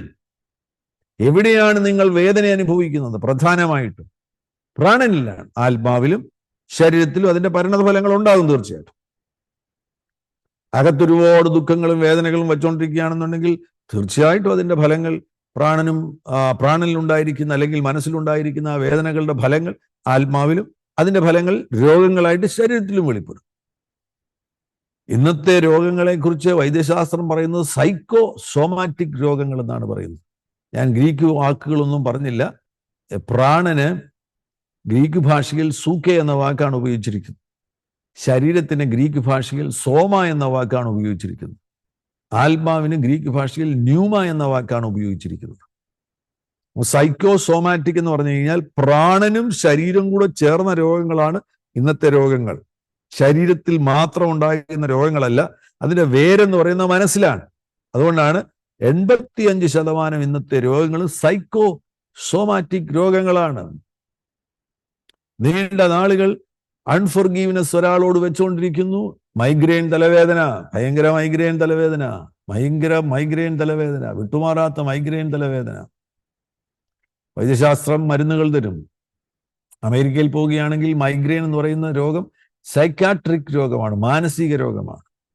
ഇന്ത്യയിൽ ഇതുവരെ അതിനെ മാനസിക രോഗമായിട്ട് കണക്കിലെടുത്തിട്ടുണ്ടോ എന്ന് എനിക്ക് അറിയത്തില്ല. എന്തായാലും ഒരു മരുന്ന് തരും. മരുന്ന് കഴിച്ചാൽ മൈഗ്രെയിൻ തലവേദന പോകും? ഇല്ല. പിന്നെ അടുത്ത മാസം പിന്നെ മൈഗ്രെയിൻ തലവേദന ഉണ്ടാകും.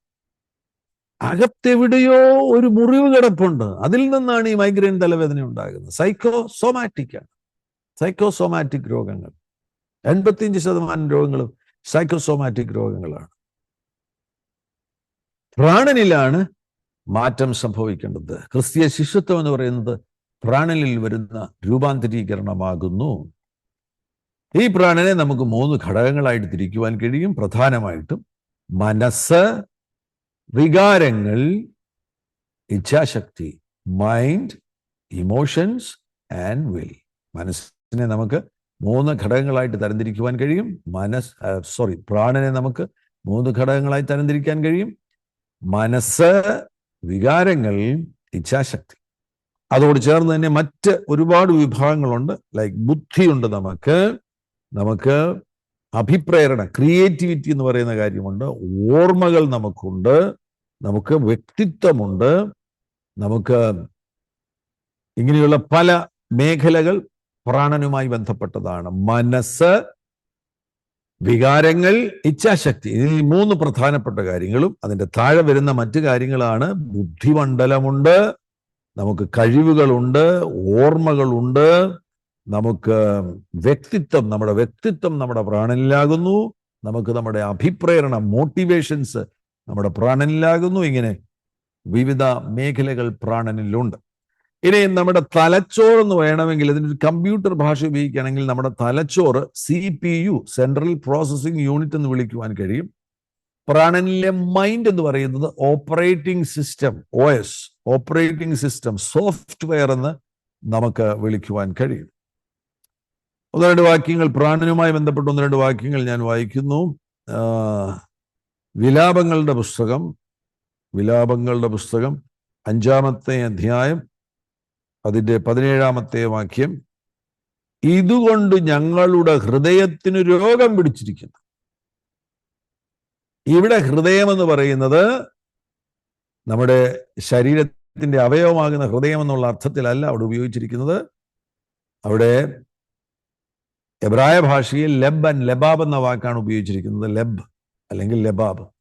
ഈ വാക്കിന്റെ അർത്ഥം എന്ന് പറയുന്നത് നമ്മുടെ അകത്തെ മനുഷ്യൻ, പ്രാണൻ എന്ന അർത്ഥത്തിലാണ് ഈ വാക്ക് ഉപയോഗിച്ചിരിക്കുന്നത്. ഞങ്ങളുടെ പ്രാണന് രോഗം പിടിച്ചിരിക്കുന്നു. യിരെമ്യാ പ്രവാചകന്റെ പുസ്തകം 17-ാമത്തെ അധ്യായം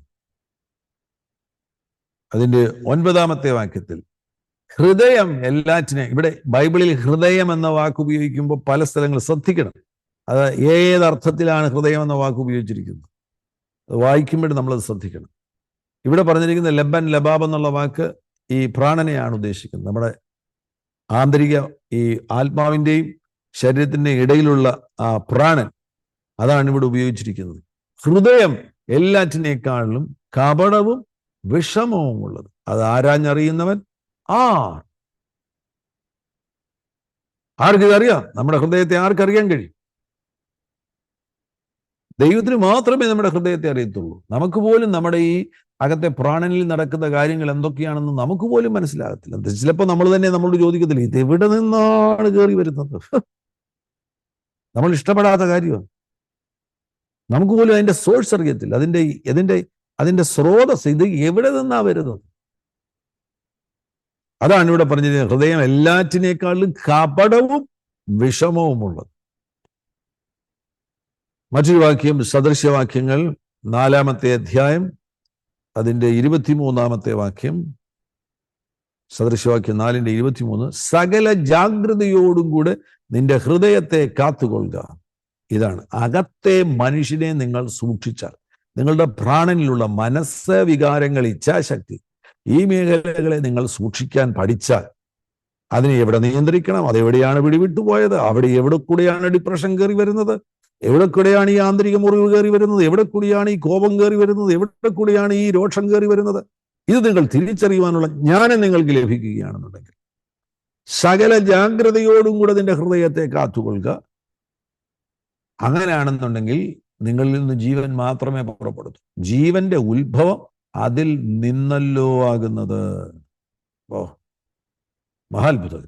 ജീവന്റെ ഉത്ഭവം അതിൽ നിന്നല്ലോ ആകുന്നത്. ഈ പ്രാണനെ സൗഖ്യമാക്കി സൂക്ഷിക്കണം. പിന്നെയും പിന്നെയും ഞാനിപ്പോ 25 വർഷമായിട്ട് ഇത് പഠിപ്പിക്കുന്ന ആളാണ്. എന്ന് വേണമെങ്കിൽ എനിക്കൊരു തിരസ്കരണം ഉണ്ടാകാം.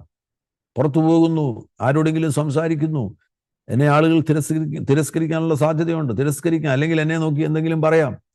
ഇന്ന് വേണമെങ്കിൽ എനിക്ക് യൂട്യൂബിൽ നോക്കുമ്പോൾ ആരെങ്കിലും എന്നെക്കുറിച്ച് എന്തെങ്കിലും പറഞ്ഞിരിക്കുന്നത് കാണാം. ഇതൊക്കെ കാണുമ്പോൾ പിന്നെയും മുറിയുവാനുള്ള ഒരു മനസ്സാകാതെ, ആ മുറിവുകളെ സ്വീകരിക്കാതെ, എന്നെ എതിർത്തവരെയും എന്നെ തിരസ്കരിച്ചവരെയും സ്നേഹിക്കുവാൻ കഴിയുന്ന ഒരു നിലവാരത്തിലേക്ക് നമ്മുടെ പ്രാണനെ കൊണ്ടുവരണം. അതാണ് പറയുന്നത്, സകല ജാഗ്രതയോടും കൂടെ നിന്റെ ഹൃദയത്തെ കാത്തുകൊള്ളുക.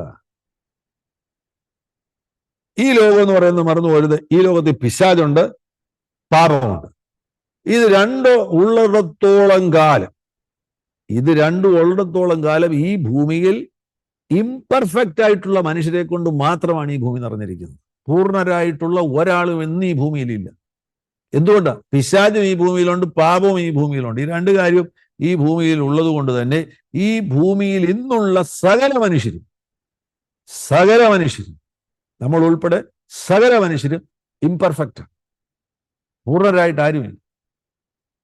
ഈ ഭൂമിയിൽ പൂർണ്ണനായി നടന്ന ഏക വ്യക്തി യേശു ക്രിസ്തു മാത്രമാണ്. നമ്മൾ പൂർണ്ണരാണ്. എങ്ങനെ? വിശ്വാസത്താൽ. നമ്മൾ വിശുദ്ധരാകുന്നു. എങ്ങനെ? വിശ്വാസത്താൽ. വിശുദ്ധരായിരിക്കുന്നത് നമുക്ക് തന്നെ അറിയാമല്ലോ. നമ്മുടെ ഉള്ളിൽ പല അശുദ്ധികളും കയറി വരുന്നത് നമുക്കറിയാമല്ലോ. എന്നാൽ നമ്മൾ വിശുദ്ധരാണ്. നമ്മൾ ബൈബിൾ പ്രകാരം പൂർണ്ണരാണ്. അത് വിശ്വാസത്താലാണ്. നമ്മൾ നീതിമാന്മാരാകുന്നു. എങ്ങനെ? വിശ്വാസത്താൽ. എന്നാൽ യാഥാർത്ഥ്യം കൂടെ മനസ്സിലാക്കുക, നമ്മൾ ഇപ്പോഴും അപൂർണതകളുണ്ട്, ഇംപെർഫെക്ഷൻസ് ഉണ്ട്. നമ്മുടെ കൂടെ പാർക്കുന്ന നമ്മുടെ പ്രിയപ്പെട്ടവർ, നമ്മുടെ മാതാപിതാക്കൾ. ഇനി ഏറ്റവും പ്രധാനപ്പെട്ട ഒരു മേഖലയാണ് in-laws, mother in law, father in law. അങ്ങനെ ആ കൂട്ടത്തിൽ താമസിക്കുന്ന ആരെങ്കിലും ഉണ്ടെങ്കിൽ, എൻ്റെ വൈഫ് എൻ്റെ പിതാവിനോടും മാതാവിനോടും കൂടെ എത്ര വർഷമാണ്? ഒത്തിരി വർഷം അവരോട് കൂടെ താമസിച്ച്, അപ്പോൾ ഈ കുടുംബത്തിനകത്ത് മാതാപിതാക്കൾ, ഇൻലോസുമായി ബന്ധപ്പെട്ടുണ്ടാകുന്ന സകല പ്രശ്നങ്ങളും അനുഭവിച്ചവരാണ് ഞങ്ങൾ. അതിനെ ജയിച്ചവരാണ്. അതിനെ വളരെ ജ്ഞാനത്തോടുകൂടെ ജയിച്ചവരാണ്. നിങ്ങളിപ്പോൾ പറയും നിങ്ങളുടെ ഇൻലോസിൽ നിന്ന് വലിയ ബുദ്ധിമുട്ടുകൾ നിങ്ങൾ അനുഭവിക്കുന്നുണ്ടെങ്കിൽ എൻ്റെ ഭാര്യയെ ഒന്ന് കേൾക്കണം. 1 മണിക്കൂർ വേണേ എൻ്റെ ഭാര്യ സംസാരിക്കും, അത് മുഴുവൻ പറഞ്ഞു തരും. എൻ്റെ അമ്മയുമായിട്ടുണ്ടായ മനസ്സിലുണ്ടായ സംഘർഷങ്ങൾ, എങ്ങനെയാണ് എൻ്റെ ഭാര്യ അതിനെ ജയിച്ചത്, എൻ്റെ അമ്മയെ പിന്നെയും എങ്ങനെയാണ് സ്നേഹിച്ചത്. 1.5 വർഷം എൻ്റെ അമ്മ കിടക്കയിലായിരുന്നപ്പോൾ, എഴുന്നേക്കാൻ വയ്യാതെ കിടക്കയിലായിരുന്നപ്പോൾ എൻ്റെ അമ്മയെ കുളിപ്പിച്ചു. എൻ്റെ അമ്മയെ 1.5 വർഷക്കാലം നോക്കിയത്, വീട്ടിൽ കിടപ്പ് രോഗിയായിരുന്ന എൻ്റെ അമ്മയെ പൊന്നുപോലെ നോക്കിയത് എൻ്റെ വൈഫാണ്. അപ്പോൾ നല്ല പരിശീലനം ദൈവം കൊടുത്തു.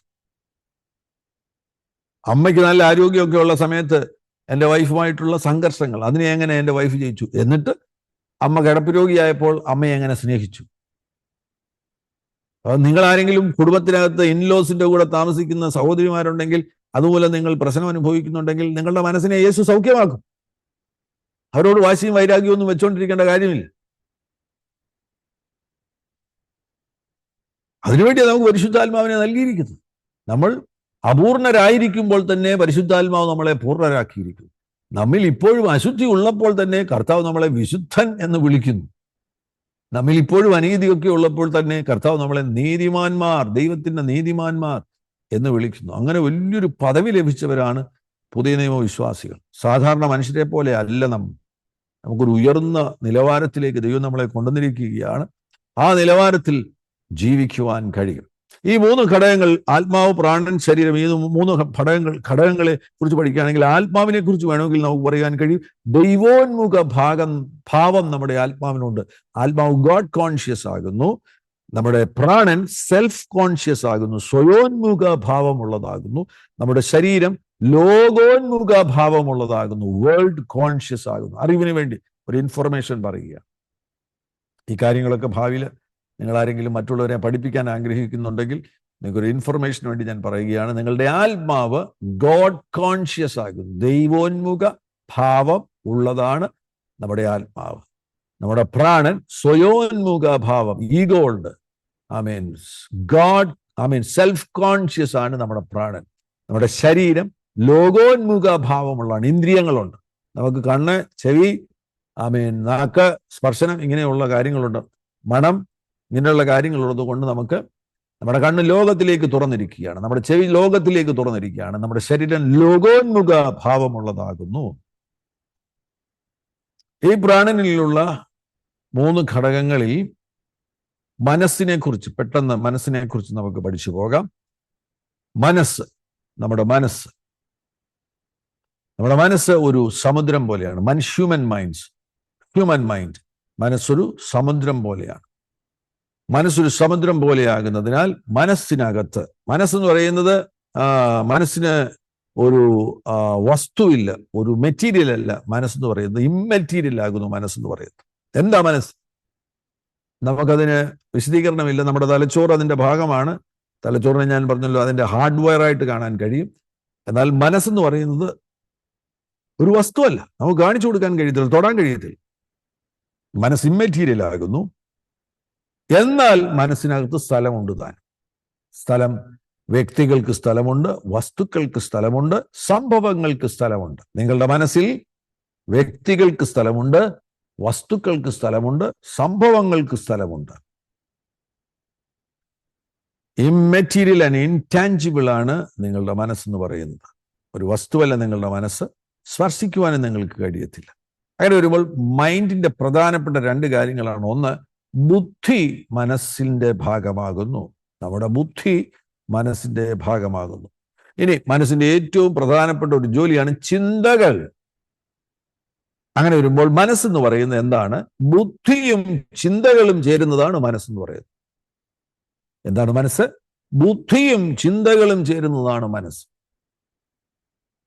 ബുദ്ധിയും ചിന്തകളും, mind is thinking and intellect. ഇതാണ് മനസ്സെന്ന് പറയുന്നത്. മനസ്സെന്ന് പറയുന്നത് ബുദ്ധിയും ചിന്തകളും ചേരുന്നതാണ് മനസ്സെന്ന് പറയുന്നത്. ഇനി ഒരാൾ ദൈവ പൈതലാകുന്നുവെങ്കിൽ അവർക്കൊരു വലിയ പ്രത്യേകതയുണ്ട്. അവർക്ക് മൈൻഡ് ഓഫ് ക്രൈസ്റ്റ് ഉണ്ട്. അവരുടെ ഹ്യൂമൻ മൈൻഡ് മാത്രമല്ല, അവർക്ക് മൈൻഡ് ഓഫ് ക്രൈസ്റ്റ് ഉണ്ട്.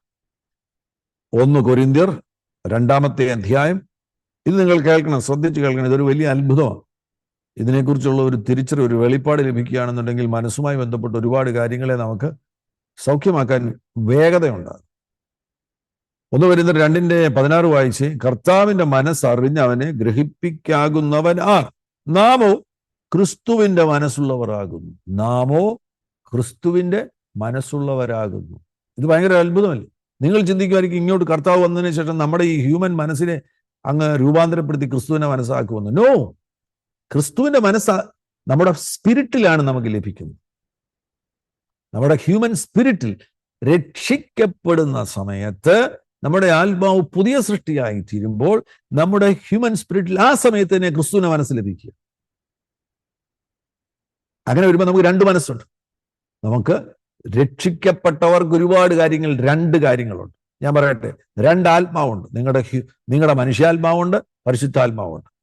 നിങ്ങൾക്ക് 2 ശക്തിയുണ്ട്. നിങ്ങളുടെ മനുഷ്യന്റെ ശരീരത്തിന്റെ ശക്തിയുണ്ട്, ദൈവശക്തിയുണ്ട്. നിങ്ങൾക്ക് 2 മനസ്സുണ്ട്. നിങ്ങളുടെ മനസ്സുണ്ട്, ക്രിസ്തുവിന്റെ മനസ്സുണ്ട്. നിങ്ങൾക്ക് 2 ഭാഷയുണ്ട്. അന്യഭാഷയുണ്ട്, മലയാളം സംസാരിക്കും. നിങ്ങൾക്ക് 2 പൗരത്വമുണ്ട്. ഇന്ത്യൻ പൗരനാകുന്നു, സ്വർഗീയ പൗരനാകുന്നു. എല്ലാം ഡബിളാണ് നമുക്ക് ലഭിച്ചിരിക്കുന്നത്. നിങ്ങൾക്ക് 2 ലൈഫുണ്ട്, 2 ജീവനുണ്ട്. ഒന്ന്, നിങ്ങൾക്ക് മനുഷ്യജീവനുണ്ട്. രണ്ട്, നിങ്ങൾക്ക് നിത്യജീവനുണ്ട്. എല്ലാം രണ്ടായിട്ടാണ്, ഇരട്ടിയായിരിക്കുക. യേശുവിനെ രക്ഷകനായി സ്വീകരിച്ചതുകൊണ്ടാണ്. അങ്ങനെയുള്ളവരുടെ ജീവിതത്തിൽ എല്ലാം ഇരട്ടിയായിട്ട് ലഭിച്ചിരിക്കുന്നു. ആ ഇരട്ടിയായി ലഭിച്ചിരിക്കുന്നതിനാൽ ക്രിസ്തുവിന്റെ മനസ്സിൽ ലഭിച്ചിരിക്കുന്നു. ക്രിസ്തുവിന്റെ മനസ്സ് എവിടെയാണ്? ആത്മാവിൽ. രക്ഷിക്കപ്പെട്ട ആത്മാവിലാകുന്നു ക്രിസ്തുവിന്റെ മനസ്സ്. ഫിലിപ്പിയ ലേഖനം 2-ാമത്തെ അധ്യായത്തിൽ അവിടെ മലയാളത്തിൽ ഭാവം എന്നാണ് എഴുതിയിരിക്കുന്നത്, എന്നാൽ ഇംഗ്ലീഷിൽ മൈൻഡ് ഓഫ് ക്രൈസ്റ്റ് എന്നാണ് എഴുതിയിരിക്കുന്നത്. 5-ാം വാക്യത്തിൽ ക്രിസ്തുവേശുവിലുള്ള മനസ്സ് തന്നെ എന്ന് വായിക്കണം. ക്രിസ്തുവേശുവിലുള്ള മനസ്സ് തന്നെ നിങ്ങളിലും ഉണ്ടായിരിക്കട്ടെ. Mind of Christ. ഈ മൈൻഡ് ഓഫ് ക്രൈസ്റ്റിന്റെ അധീനതയിലേക്ക്, ക്രിസ്തുവിന്റെ മനസ്സിന്റെ അധീനതയിലേക്ക് മനുഷ്യ മനസ്സിനെ, നിങ്ങളുടെ മനസ്സിനെ കൊണ്ടുവരിക എന്നതാണ് അത്ഭുതം. അതിനുള്ള ജ്ഞാനം ലഭിക്കുകയാണെന്നുണ്ടെങ്കിൽ നമുക്ക് നമ്മുടെ മൈൻഡിനെ ക്രിസ്തുവിന്റെ മനസ്സിന്റെ അധീനതയിൽ കൊണ്ടുവന്നിട്ട് ക്രിസ്തുവിന്റെ മനസ്സിൽ നിന്ന് പുറപ്പെടുന്ന ആ ജ്ഞാനം, അതനുസരിച്ച് നമുക്ക് നമ്മുടെ സംവിധാനത്തെ മുന്നോട്ട് കൊണ്ടുപോകുവാൻ കഴിയും. അതൊരു വലിയ ഒരു പ്രക്രിയയാണ്. അതിന് നമ്മുടെ സഹകരണം, പരിശുദ്ധാത്മാവ് നമ്മളെ സഹായിക്കും. എന്നാൽ നമ്മുടെ സഹകരണം വളരെ വളരെ അവിടെ ആവശ്യമാണ്. ഞാൻ ഈ പറയുന്ന കാര്യം ഒന്ന് ഏറ്റു പറഞ്ഞു. നിങ്ങൾ അൺമ്യൂട്ട് ചെയ്യണ്ട, മ്യൂട്ടായിരിക്കുമ്പോൾ തന്നെ ഞാൻ ഈ പറയുന്ന കാര്യം ഒന്ന് ഏറ്റു പറഞ്ഞു. എൻ്റെ മനസ്സ് എൻ്റെ മനസ്സാകുന്നു. എൻ്റെ മനസ്സ് എന്തു ചിന്തിക്കണമെന്ന് ഞാൻ പറയും. എൻ്റെ മനസ്സ് ദൈവവചനപ്രകാരം ചിന്തിക്കും. ഒരിക്കൽ കൂടെ പറഞ്ഞേ, എൻ്റെ മനസ്സ് എൻ്റെ മനസ്സാകുന്നു. എൻ്റെ മനസ്സ് എന്തു ചിന്തിക്കണമെന്ന് ഞാൻ തീരുമാനിക്കും. എൻ്റെ മനസ്സ് ദൈവവചനപ്രകാരം ചിന്തിക്കും. വേണമെങ്കിൽ അങ്ങ് എഴുതിയിട്ടു. ഇംഗ്ലീഷ് അറിയാവുന്നവരുണ്ടെങ്കിൽ ഇങ്ങനെ വേണം എഴുതിയിട്ടു. My mind is my mind. I tell it what to think. I think according to the Bible. My mind is my mind. I tell it what to think. I think according to the Bible. മലയാളത്തിൽ എഴുതണമെങ്കിൽ ഇങ്ങനെ എഴുതിക്കൂ. എൻ്റെ മനസ്സ് എൻ്റെ മനസ്സാകുന്നു. എൻ്റെ മനസ്സ് എന്തു ചിന്തിക്കണമെന്ന് ഞാൻ തീരുമാനിക്കും. എൻ്റെ മനസ്സ് ദൈവവചനപ്രകാരം ചിന്തിക്കും.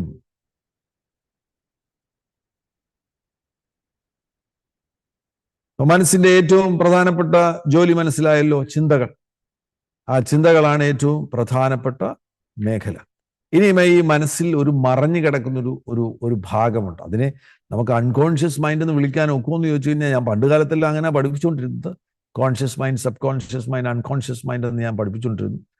അങ്ങനെ വേണമെങ്കിലും വിളിക്കാം. എന്നാൽ കർത്താവിന്റെ ദാസൻ പാസ്റ്റർ കെനത്ത് ഹെഗിൻ അവരുകളൊക്കെ ഈ മനസ്സിനെ ഇങ്ങനെ മൂന്നായിട്ട് വിഭജിക്കുന്നതിനോട് അധികം യോജിക്കുന്നില്ല. എങ്കിലും നമ്മുടെ മനസ്സിൽ മറഞ്ഞു കിടക്കുന്ന ഒരു ഭാഗമുണ്ട്. അതിനെ വേണമെങ്കിൽ നമുക്കൊരു തൽക്കാലത്തേക്ക് അറിവിന് വേണ്ടി അൺകോൺഷ്യസ് മൈൻഡ് എന്ന് വേണമെങ്കിൽ നമുക്ക് വിളിക്കാം. മറഞ്ഞു കിടക്കുന്ന പല കാര്യങ്ങളും മറഞ്ഞു കിടക്കുകയാണ്. കോൺഷ്യസ് എന്ന് പറയുമ്പോൾ ഇപ്പോൾ നമ്മൾ സുബോധമുള്ളവരായിരിക്കുന്നു. ഇന്ദ്രിയങ്ങളെല്ലാം സജീവമായി കേൾക്കാനും കാണാനും കഴിയാവുന്ന നിലവാരത്തിലായിരിക്കുമ്പോൾ നമ്മൾ ബോധമുള്ളവരായിരിക്കുക. ഈ ബോധമുള്ള തലത്തിന്റെ തൊട്ടു താഴെ തന്നെ നമുക്കൊരു ഉപബോധ തലമുണ്ട്. ഉപബോധ തലം ഒരു സ്റ്റോർ ഹൗസ് പോലെയാണ്. നമുക്ക് ആയിരക്കണക്കിന് പേരുകൾ, ആയിരക്കണക്കിന് അറിയത്തില്ലായിരിക്കും, ഒത്തിരി പേരുകൾ നമുക്കറിയാം. സ്ഥലപ്പേരുകൾ അറിയാം, ആളുകളുടെ പേരുകൾ അറിയാം. അതെല്ലാം നമ്മുടെ ഓർമ്മയിൽ സ്റ്റോർഡ് ആണ്. അത് ആ മേഖലയ്ക്ക് ഒരു ഉപബോധ തലമെന്ന് വേണമെങ്കിൽ പറയുവാൻ കഴിയും. ആ ഉപബോധ തലത്തിലുള്ള കാര്യങ്ങളെ എല്ലാം നമുക്ക് ബോധതലത്തിലേക്ക് കൊണ്ടുവരാൻ കഴിയും ആവശ്യമുള്ളപ്പോൾ. അപ്പൊ നിങ്ങൾ എന്നെ കണ്ടു കഴിഞ്ഞപ്പോൾ തന്നെ നിങ്ങൾക്ക് മനസ്സിലായി ഇത് ഫിന്നി സ്റ്റീഫൻ ആണെന്ന് മനസ്സിലായി. കണ്ടപ്പോൾ പെട്ടെന്ന് ആ പേര് ഉപബോധ തലത്തിലുണ്ടായിരുന്നു, പെട്ടെന്ന് ബോധതലത്തിലേക്ക് വന്നു. അതേപോലെ നമുക്ക് ഉപബോധ തലത്തിലുള്ള കാര്യങ്ങളെയെല്ലാം ബോധതലത്തിലേക്ക് കൊണ്ടുവരുവാൻ കഴിയും. ഉപബോധ തലത്തിലുള്ള കാര്യങ്ങളെയെല്ലാം ബോധതലത്തിലേക്ക് കൊണ്ടുവരാൻ കഴിയും. എന്നാൽ ആ അബോധതലത്തിലുള്ള കാര്യം, അൺകോൺഷ്യസ് തലത്തിൽ ഒരു കാര്യം പോയാൽ അതിനെ പിന്നെ ഓർമ്മയിൽ കൊണ്ടുവരാൻ കഴിയത്തില്ല. അതാ പ്രശ്നം ഉണ്ടാക്കുന്നത്. അബോധതലത്തിൽ പോയാൽ ആ കാര്യത്തെ നമുക്ക് ഓർമ്മയിൽ കൊണ്ടുവരുവാൻ കഴിയത്തില്ല. ഫോർ എക്സാമ്പിൾ, കുഞ്ഞിന്റെ മനസ്സ് എവിടം മുതൽ തന്നെ രൂപപ്പെടുന്നു? അമ്മയുടെ ഉദരം മുതൽ തന്നെ രൂപപ്പെടുന്നു. അമ്മയുടെ പ്രതികരണങ്ങൾ അല്ലെങ്കിൽ ബാഹ്യതലത്തിൽ, പുറത്തിപ്പോ ഹസ്ബൻഡ് വന്ന് സംസാരിക്കുമ്പോൾ, സ്നേഹം പറയുമ്പോഴൊക്കെ കുഞ്ഞിന് അറിയാൻ കഴിയുമോ? ഒരു പരിധിവരെ അറിയാൻ കഴിയും, ഉറപ്പായിട്ടും. ഇപ്പൊ എൻ്റെ മകൾ റെബേക്ക, അവൾ അമ്മയുടെ ഉദരത്തിൽ കൺസീവ്ഡ് ആയിട്ട് സമയത്ത് ആമോസ് സിംഗ് പാസ്റ്റർ എന്ന് പറയുന്ന ഒരു ദേവദാസൻ വന്ന് എൻ്റെ ഭാര്യയ്ക്ക് വേണ്ടി പ്രാർത്ഥിച്ചപ്പം ഷീബ പറയുന്നത് കുഞ്ഞകത്ത് കിടന്ന് തുള്ളിയെന്നാണ്. ഒരു ചെറിയ ചലനമുണ്ടായി. അപ്പൊ ആ പുറത്തുള്ള കാര്യങ്ങളോട് കുഞ്ഞിന് പ്രതികരിക്കാൻ കഴിയും. നല്ല ഉദാഹരണമാണ് എലിസബത്തിന്റെ അരികിൽ ചെന്നിട്ട് മറിയ വന്ദനം ചൊല്ലിയപ്പോൾ പിള്ള ഉള്ളത്തിൽ തുള്ളി എന്നാണ് രേഖപ്പെടുത്തിയിരിക്കുന്നത്. പുറത്തുള്ള കാര്യങ്ങൾ കുഞ്ഞിന് അറിയാൻ കഴിയും. ആ പുറത്തുള്ള കാര്യങ്ങൾ കുഞ്ഞിന് അറിയാൻ കഴിയുമെങ്കിൽ അവിടെ മനസ്സിന്റെ ഏതോ ഒരു ഭാഗം കൂടെ രൂപപ്പെട്ടിട്ടില്ലേ? കോൺഷ്യസ് തലം, ബോധതലം രൂപപ്പെട്ടിട്ടില്ല, എന്നാൽ എവിടെയോ ഒരു തലം രൂപപ്പെട്ടിട്ടുണ്ട്. അതിനാൽ ഫോർ എക്സാമ്പിൾ, ഭർത്താവ് മദ്യപാനിയാണെന്ന് കരുതുക. മദ്യപാനിയാകുന്ന ഭർത്താവ് വന്നിട്ട് ഗർഭിണിയായിരിക്കുന്ന ഭാര്യയോട് പറയുന്നു, എടി നിന്നെ ഞാൻ കൊല്ലാൻ പോവുകയാണ്, നിന്റെ കൊച്ചിനെ ഞാൻ കൊല്ലും. ഈ ഭീഷണി ഉയർത്തുമ്പോൾ അമ്മ ഭയപ്പെടുന്നു. ആ ഭയം കുഞ്ഞിനെ സ്വാധീനിക്കുമോ? ഉറപ്പായിട്ട് സ്വാധീനിക്കും, ഉറപ്പായിട്ട് സ്വാധീനിക്കും. അതുകൊണ്ടാണ് ഗർഭധാരണം കഴിയുന്ന സമയം മുതൽ തന്നെ അമ്മമാർക്ക്, ഗർഭം ധരിച്ചിരിക്കുന്ന സ്ത്രീക്ക് വളരെ അനുകൂലമാകുന്ന ഒരു സാഹചര്യം ഒരുക്കി കൊടുക്കണം. സ്നേഹപൂരിതമാകുന്ന ഒരു സാഹചര്യം ഒരുക്കി കൊടുക്കണം. നിങ്ങൾക്കൊക്കെ അറിയാമല്ലോ, നിങ്ങളിൽ പലരും അമ്മമാരാകുന്നുവല്ലോ. അതിനാൽ നിങ്ങൾ ഗർഭം ധരിച്ചു കഴിഞ്ഞപ്പോൾ നിങ്ങൾക്ക് പല കാര്യങ്ങളോടും രുചി തോന്നിയിട്ടില്ല. ഇപ്പൊ എൻ്റെ ഭാര്യയ്ക്ക് പ്രഗ്നൻസി വന്നു കഴിഞ്ഞപ്പോഴത്തേന് കൂമ്പ് തോരൻ, വാഴയുടെ കൂമ്പ്, ആ കൂമ്പ് കഴിക്കാൻ വേണ്ടിയായിരുന്നു. അപ്പൊ ഞങ്ങൾ പലയിടങ്ങളിലും പോയി കൂമ്പ് കളക്ട് ചെയ്ത് കൊണ്ടുവന്നിട്ട് കൂമ്പ് കൊണ്ട് തോരൻ ഉണ്ടാക്കി കൊടുക്കുമായിരുന്നു. ഒരു പ്രത്യേക കാര്യം കഴിക്കാനുള്ള ഒരു പ്രത്യേക ടേസ്റ്റ് ഒക്കെ, അങ്ങനെ ഒക്കെയുള്ള പ്രത്യേക കാര്യങ്ങൾ ഉണ്ടാകുമ്പോൾ അതെല്ലാം അനുകൂലമായി വന്നെങ്കിൽ മാത്രമേ ഈ കുഞ്ഞിന്റെ പ്രാണൻ ആരോഗ്യമുള്ള പ്രാണനായിത്തീരുകയുള്ളൂ. അതിന് പകരം ഗർഭധാരണം കഴിഞ്ഞതോട് വീട്ടിൽ വഴക്ക്, ഭർത്താവ് കുടിച്ചു വരുന്നു, അല്ലെങ്കിൽ പോലും വിശ്വാസിയാണെങ്കിൽ പോലും വീട്ടിൽ വഴക്കുണ്ടാക്കുന്നു, അന്തരീക്ഷം മുഴുവൻ പോകുന്നു, അമ്മായിമ്മ ബഹളം ഉണ്ടാക്കുന്നു. ഈ ഗർഭിണിയായിരിക്കുന്ന സ്ത്രീ മോങ്ങിക്കരയുകയാണ്. അവർക്ക് ഡിപ്രഷൻ വരുന്നു, അവർക്ക് ഭയം വരുന്നു, അവർക്ക് ഉറക്കം വരുന്നില്ല. ഇതെല്ലാം കുഞ്ഞിനെ ബാധിക്കും, കുഞ്ഞിന്റെ പ്രാണനെ ബാധിക്കും. അതെവിടെ പോകും? അതാ ഞാൻ പറഞ്ഞത്, മറിഞ്ഞു കിടക്കുന്ന തലം, ഒരു അൺകോൺഷ്യസ് തലം എന്ന് പറയുന്നത്, അബോധ തലം എന്ന് പറയുന്നത്, ഒരു മറിഞ്ഞു കിടക്കുന്ന തലത്തിൽ പോകുന്നത് ഓർമ്മയിൽ വരത്തില്ല. അപ്പൊ നമ്മൾ പിന്നെ വളർന്നു വന്നു, 25 വയസ്സ്, നമ്മുടെ ചില സ്വഭാവങ്ങൾ നമ്മൾ വിചാരിക്കുന്നത് എവിടെ നിന്നാണ് ഈ വരുന്നത്? നമ്മൾ ആഗ്രഹിക്കാത്ത കാര്യം, ഈ സംഭവം എവിടുന്നാ വരുന്നത്? നിങ്ങളുടെ മറിഞ്ഞു കിടക്കുന്ന തലത്തിൽ നിന്ന്. അതിനെ വേണമെങ്കിൽ അബോധതലം എന്ന് പറയാം, അൺകോൺഷ്യസ് തലം എന്ന് പറയാം. അവിടെ നിന്നാണ് അത് വരുന്നത്. ഞാൻ സാധാരണ പറയുന്ന ഒരു ഉദാഹരണമാണ്, ഈ ചെരുപ്പിട്ടാൽ, ഒരു സഹോദരിക്ക് ചെരുപ്പിട്ടാൽ അലർജി. ഈ അലർജികൾ, മിക്ക അലർജികളുടെ റൂട്ട് കോസ് എന്ന് പറയുന്നത് ഇന്നർ വൂൺസ് ആണ്, ആന്തരിക മുറിവുകൾ. ആന്തരിക മുറിവുകൾ സൗഖ്യമാകുന്നതോടുകൂടെ മിക്ക അലർജികളും അപ്രത്യക്ഷമാണ്. ഇവർക്ക് ചെരുപ്പിട്ടാൽ അലർജി. അപ്പം തടിച്ചെരുപ്പിട്ടു, റബ്ബർ ചെരുപ്പിട്ടു, പ്ലാസ്റ്റിക് ചെരുപ്പിട്ടു, ലെതർ ചെരുപ്പിട്ടു, ഒരു രക്ഷയില്ല. ഡോക്ടറുടെ അരികിൽ പോയി കഴിഞ്ഞപ്പോൾ അവരെന്ത് ചെയ്യാൻ? എന്നാൽ ഒരു പ്രത്യേക ഘട്ടത്തിൽ ഒരു പാസ്റ്റർ പ്രാർത്ഥിച്ചപ്പോൾ, ഒരു ദേവദാസൻ പ്രാർത്ഥിച്ച സന്ദർഭത്തിൽ ആ ദേവദാസൻ കാണുകയാണ്, ഈ കുട്ടിക്ക് ലോങ് ടേം മെമ്മറി ഡെവലപ്പ് ചെയ്യുന്ന സമയത്തിന് മുമ്പാണ്, 3 വയസ്സോ 2 വയസ്സോ ഒക്കെ ഉള്ളപ്പോൾ, ഈ കുട്ടിയുടെ പിതാവ് ചെരുപ്പ് കൊണ്ട് ഈ കുട്ടിയെ അടിക്കുന്നത് അദ്ദേഹം ദർശനത്തിൽ കണ്ടു. കുട്ടിക്ക് അറിയത്തില്ല, കുട്ടിയുടെ ലോങ് ടേം മെമ്മറി ഒക്കെ ഡെവലപ്പ് ചെയ്യണമെന്നുണ്ടെങ്കിൽ 5-6 വയസ്സൊക്കെ കഴിയണോ. ഈ 3 വയസ്സിൽ നിന്ന് ലോങ് ടേം മെമ്മറി, ഓർമ്മയിലുള്ള കാര്യങ്ങൾ നമ്മുടെ ബോധതലത്തിലേക്ക് വരികയില്ല. എന്നാൽ അന്ന് സംഭവിക്കുന്ന കാര്യങ്ങൾ നമ്മുടെ സിസ്റ്റത്തിനകത്ത് പോകുന്നുണ്ട്, നമ്മുടെ സംവിധാനത്തിൽ എവിടെയോ അത് പോകുന്നുണ്ട്, അത് സ്റ്റോർഡ് ആകുന്നുണ്ട്. ആ സമയത്ത് 2 വയസ്സുള്ളപ്പോൾ ഒന്ന് കൂട്ടുക, അല്ലെങ്കിൽ 3 വയസ്സുള്ളപ്പോൾ ഒന്ന് കൂട്ടുക. 3 വയസ്സുള്ളപ്പോൾ ഈ കുഞ്ഞിന്റെ അപ്പന് ദേഷ്യം വന്നപ്പോൾ ചെരുപ്പെടുത്ത് കുട്ടിയെ അടിച്ചു.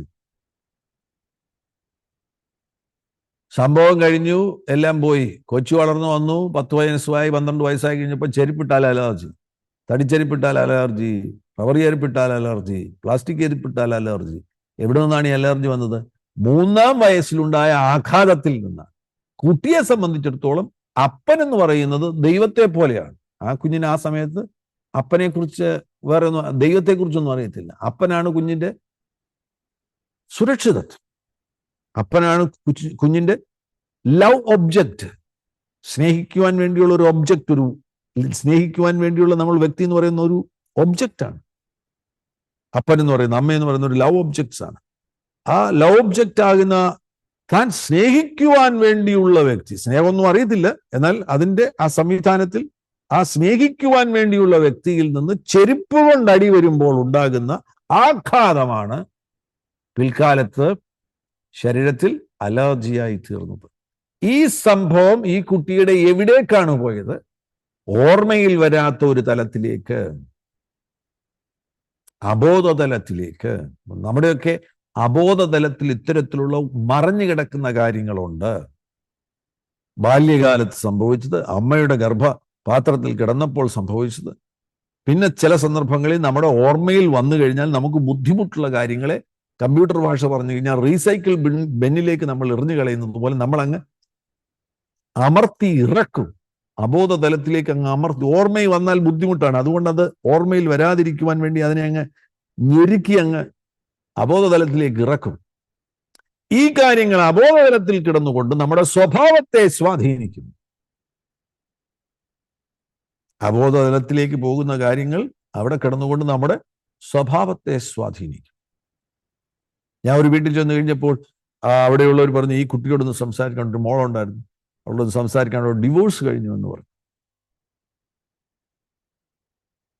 ഞാൻ ആ കുഞ്ഞിനോട് സംസാരിച്ചു, മോളെ നിനക്ക് ഡിവോഴ്സ് മുഖാന്തരമായിട്ട് എന്തെങ്കിലും ആന്തരിക മുറിവുണ്ടോ എന്ന് ചോദിച്ചു. അവൾ പറഞ്ഞു, ഇല്ല, എനിക്ക് അങ്ങനെ ആന്തരിക മുറിവ്, ഞാൻ ഓൾറൈറ്റ് ആവാം. ഞാൻ അവളോട് ഞാൻ പറഞ്ഞു കൊടുത്തു, മകളെ നീ അങ്ങനെ ഓൾറൈറ്റ് ആണെന്ന് പറയുമെങ്കിലും പല കാര്യങ്ങളും നമ്മുടെ ഇങ്ങനെയുള്ള സംഭവങ്ങൾ ചിലപ്പോൾ നമ്മുടെ അബോധതലത്തിലേക്ക് പോകും. ഞാൻ പറഞ്ഞു കൊടുത്തു, ഈ കാര്യങ്ങളൊക്കെ ഒന്ന് വിശദീകരിച്ചു കൊടുത്തു. അങ്ങനെ ഞാൻ പറഞ്ഞു കൊടുത്തു കഴിഞ്ഞപ്പോൾ പെട്ടെന്ന് അവൾക്ക് മുഖഭാവം മാറി. അപ്പോൾ അവളെന്നോട് പറഞ്ഞു, ഫാസ്റ്റർ പറയുന്ന കാര്യത്തിന് ഒരു സാധ്യത ഉണ്ടെന്നാണ് തോന്നുന്നത്. കാരണം എനിക്ക് കഴിഞ്ഞ ദിവസം ഒരു സർജറി ഉണ്ടായിരുന്നു. സർജറിക്ക് വേണ്ടി എനിക്ക് അനസ്തീഷ്യ തന്നു കഴിഞ്ഞതിന് ശേഷം ഞാൻ വിങ്ങുന്നുണ്ടായിരുന്നു എന്നാണ് ഡോക്ടർമാർ പറഞ്ഞത്. 2.5 മണിക്കൂറോളം ഞാൻ വിങ്ങൽ, ഒരു കരച്ചിൽ പോലെ വിങ്ങി കരയുന്നതും. ഞാൻ പറഞ്ഞത് ശരിയാക്കാനാണ് സാധ്യത. നിനക്ക് അബോധതലത്തിലേക്ക് പോയപ്പോൾ അബോധതലത്തിൽ ഉണ്ടായിരുന്ന നീ അടക്കി വെച്ചിരുന്ന, അല്ലെങ്കിൽ ഞെരുക്കി വെച്ചിരുന്ന, അല്ലെങ്കിൽ ഒതുക്കി വെച്ചിരുന്ന ദുഃഖം പ്രകടമാകുകയും, അബോധതലത്തിലേക്ക് പോയപ്പോൾ അവിടെ ആ ദുഃഖം പ്രകടമാകുകയാണ്. ആ ദുഃഖം അവളിൽ നിന്ന് പുറത്തു പോയിട്ടില്ലായിരുന്നു. ആ ദുഃഖത്തെ അവൾക്ക് ബഹിഷ്കരിക്കാൻ കഴിഞ്ഞിട്ടില്ലായിരുന്നു. അതുകൊണ്ടാണ് അത് സംഭവിച്ചത്. അത് അബോധതലത്തിലേക്ക് പോയത്. ഇങ്ങനെയുള്ള കാര്യങ്ങൾ വരുമ്പോൾ ഓർത്തുകൾക്ക് ഇതിനെ ബഹിഷ്കരിക്കുവാൻ പഠിക്കണം. ഇങ്ങനെയുള്ള ദുഃഖങ്ങളോ വേദനകളോ ഒക്കെ വരുമ്പോൾ, ഈ പ്രായത്തിലൊക്കെ വരുന്ന സന്ദർഭത്തിൽ, കുഞ്ഞൊക്കെ ആയിരിക്കുമ്പോൾ നമുക്കത് ബഹിഷ്കരിക്കാൻ അറിയത്തില്ല, അത് നമ്മുടെ അബോധതലത്തിലേക്ക് പോകും. കൊച്ചു കുഞ്ഞുങ്ങളൊക്കെ ആയിരിക്കുമ്പോൾ നമുക്ക് ഈ തിരിച്ചറിവിലേക്ക് വരുമ്പോൾ ഇങ്ങനെയുള്ള കാര്യങ്ങൾ ബഹിഷ്കരിക്കുവാൻ പരിശീലിക്കണം. ഒരുപാട് ഉപാധികളുണ്ട്. ഇതിനെ പുറത്ത് തള്ളിക്കളയാൻ വേണ്ടി നമ്മൾ പരിശീലിക്കണം. വേദനകൾ പുറത്ത് തള്ളിക്കളയാൻ വേണ്ടി പരിശീലിക്കണം. ഒരുപാട് ഉപാധികളുണ്ട്. എന്നാൽ നല്ലൊരു ഉപാധി ഞാൻ പറയാം. ഹന്നയുടെ ഉദാഹരണം എടുത്താൽ മതി. ഹന്ന ഇതെല്ലാം എന്ത് ചെയ്തു? ദേവാലയത്തിൽ പോയിട്ട് ദൈവത്തോടിത് മുഴുവൻ പറഞ്ഞു. പങ്കുവയ്ക്കലിലൂടെ നമുക്ക് ബഹിഷ്കരിക്കുവാൻ കഴിയും. ദൈവത്തോടെല്ലാം തുറന്നു പറയുന്നതിലൂടെ ഹന്ന തൻ്റെ അകത്ത് ഉള്ള സാധനത്തെ മുഴുവൻ ബഹിഷ്കരിക്കുകയാണ്. ഇത് അകത്ത് കിടക്കുകയാണെന്നുണ്ടെങ്കിൽ കുഴപ്പമുണ്ടാക്കും, രോഗങ്ങൾ വരെ കൊണ്ടുവരും. അതുണ്ടാകാതിരിക്കുവാൻ വേണ്ടിയാണ് നമുക്കിത് ആരോടെങ്കിലും പങ്കുവയ്ക്കുകയാണെങ്കിൽ, ഏറ്റവും സ്നേഹമുള്ള ഒരാളിനോട് പങ്കുവയ്ക്കുന്നതിലൂടെ നമുക്ക് ബഹിഷ്കരിക്കാം. നല്ല കാര്യം, ദൈവത്തോട് പങ്കുവയ്ക്കുന്നതിലൂടെ പ്രാർത്ഥിക്കണം. നല്ലതുപോലെ പ്രാർത്ഥിച്ചത് മുഴുവൻ കർത്താവിനോട് അങ്ങ് പറയുന്നതിലൂടെ നമുക്കിതിനെ ബഹിഷ്കരിക്കുവാൻ കഴിയും. അങ്ങനെ നിങ്ങളുടെ അബോധതലത്തെ നിങ്ങൾക്ക് എംറ്റി ആയിട്ട് സൂക്ഷിച്ചു. അബോധതലത്തിൽ ആവശ്യമില്ലാത്ത യാതൊരു ചരക്കും ഇല്ലാത്ത നിലയിൽ ചെക്ക് ചെയ്യണം. ആമേൻ. കർത്താവിനോട് പറയണം. നമുക്കിതിപ്പം നമ്മുടെ ബോധതലത്തിലേക്ക് വരികയില്ല. അപ്പൊ പരിശുദ്ധാത്മാവിനോട് പറയണം, കർത്താവേ, വേർഡ് ഓഫ് ഗോഡ്, ദൈവത്തിന്റെ വചനം ഇരുവായ്ത്തലയുള്ള വാളാണ്. അത് പ്രാണനെയും ആത്മാവിനെയും സന്ധിമജ്ജകളെയും വേർപിടിവിക്കും വരെ തുളച്ചു ചെല്ലുന്നതാണ്. അതുകൊണ്ട് ദൈവത്തിന്റെ വചനം എൻ്റെ അബോധ മനസ്സിലേക്ക് ചെന്ന് അബോധ മനസ്സിലുള്ള ആവശ്യമില്ലാത്ത സകല പഴയ കാര്യങ്ങളെയും എടുത്തു പുറത്തു കളയട്ടെ.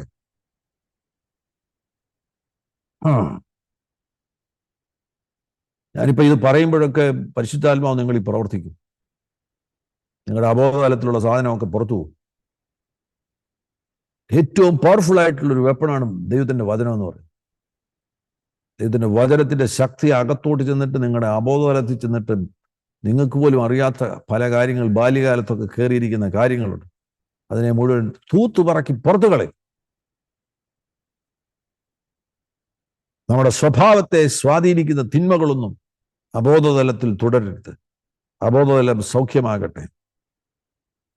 എന്നോട് ചേർന്ന് ഈ പ്രാർത്ഥന ഏറ്റു പറഞ്ഞു. സ്വർഗീയ പിതാവേ, അങ്ങയുടെ വചനത്തെ ഞാൻ സ്വീകരിക്കുന്നു.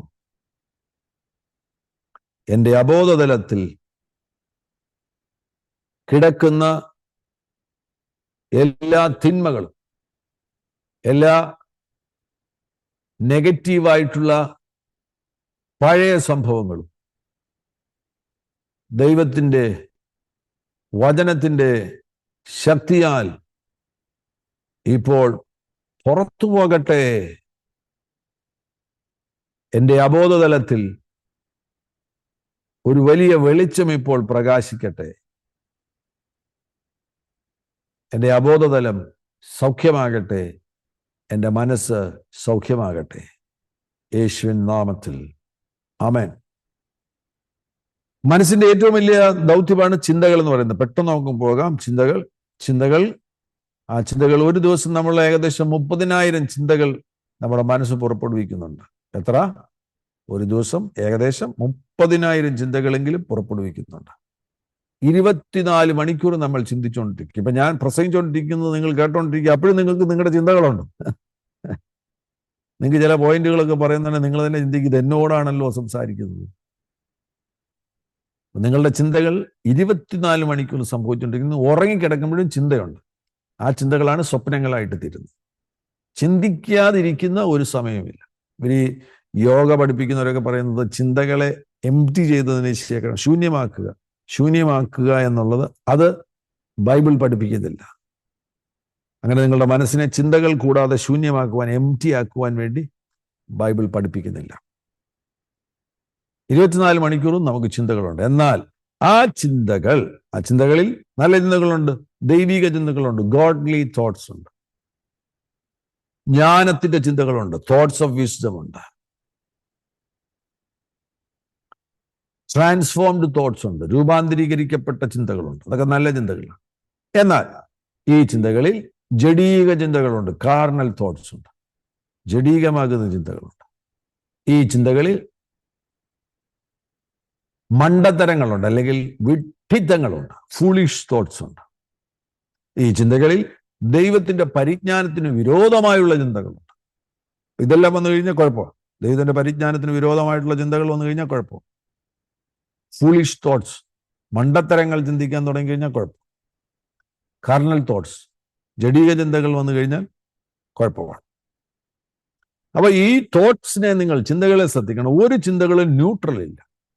ഒന്നുകിൽ ആ ചിന്തകൾ പോസിറ്റീവായിരിക്കും, നല്ലതായിരിക്കും, അല്ലെങ്കിൽ അത് നെഗറ്റീവായിരിക്കും, കേടുവരുത്തുന്നതായിരിക്കും. സോ ടോക്സിക് തോട്ട്സ് അല്ലെങ്കിൽ നല്ല ചിന്തകൾ, ഇങ്ങനെ 2 ചിന്തകൾ മാത്രമേ ഉള്ളൂ. ഒരു ചിന്തകളും ന്യൂട്രൽ അല്ല.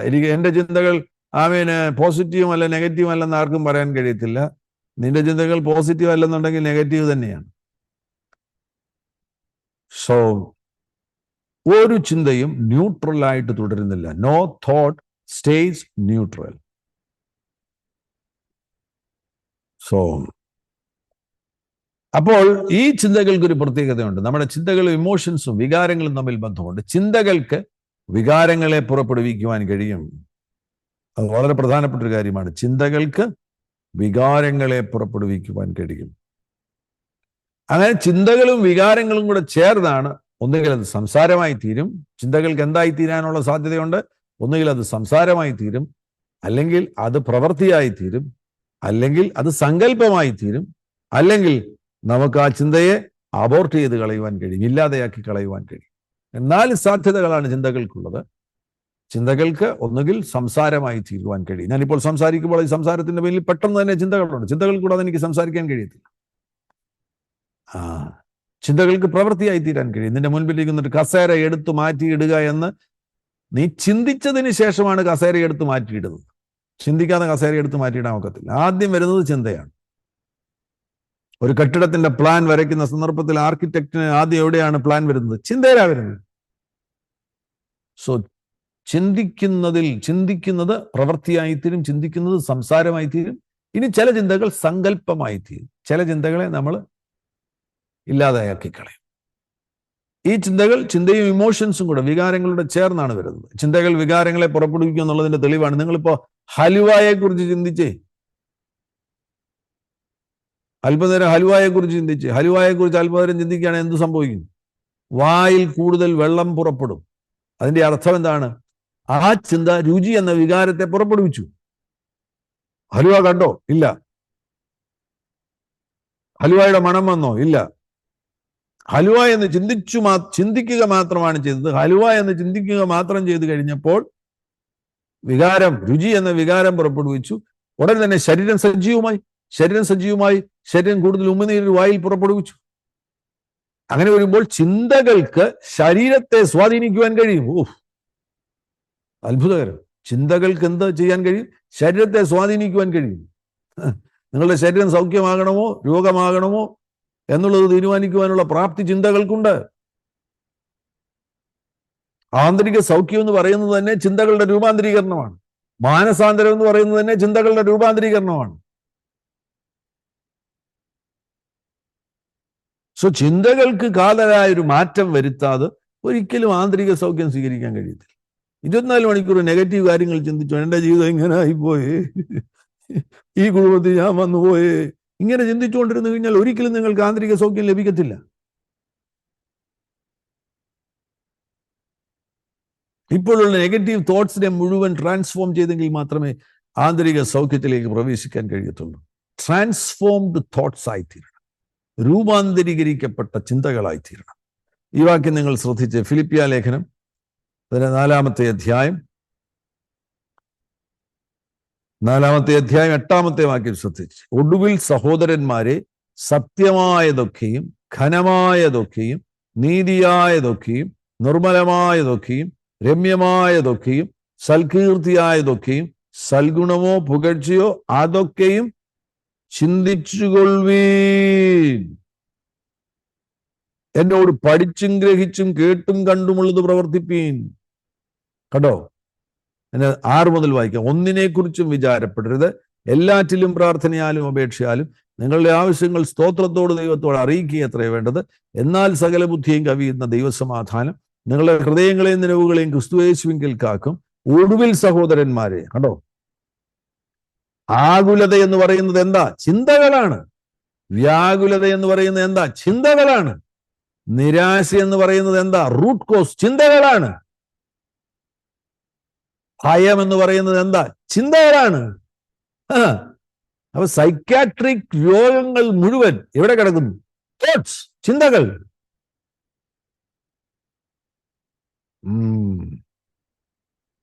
അതാണ് 8-ാം വാക്യത്തിൽ പറയുന്നത്. ഒടുവിൽ പൗലോസ് പറയാണ്, ഒടുവിൽ സഹോദരന്മാരെ, സത്യമായതൊക്കെയും ഘനമായതൊക്കെയും നീതിയായതൊക്കെയും നിർമ്മലമായതൊക്കെയും രമ്യമായതൊക്കെയും സൽകീർത്തിയായതൊക്കെയും സൽഗുണമോ പുകഴ്ചയോ അതൊക്കെയും ചിന്തിച്ചുകൊള്ളുവീൻ.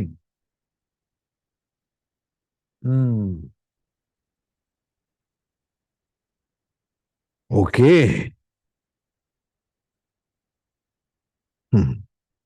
സദൃശ്യവാക്യത്തിൽ 23-ാമത്തെ അധ്യായം, അത് മലയാളത്തിലില്ല. 7-ാമത്തെ വാക്യത്തിൽ ഇംഗ്ലീഷിൽ എഴുതി വെച്ചിട്ടുണ്ട്. ഇംഗ്ലീഷ് വാക്യം വായിക്കണം. ഇംഗ്ലീഷിൽ KJV ആണെന്ന് ഞാൻ വിശ്വസിക്കുന്നു, king James version. As man things in his heart, so is he. As man things in his heart, so is he. മനുഷ്യൻ ഹൃദയത്തിൽ എന്ത് ചിന്തിക്കുന്നു അതാണ് മനുഷ്യൻ. നിങ്ങൾ എന്താ ചിന്തിക്കുന്നത്? അതാണ് നിങ്ങൾ.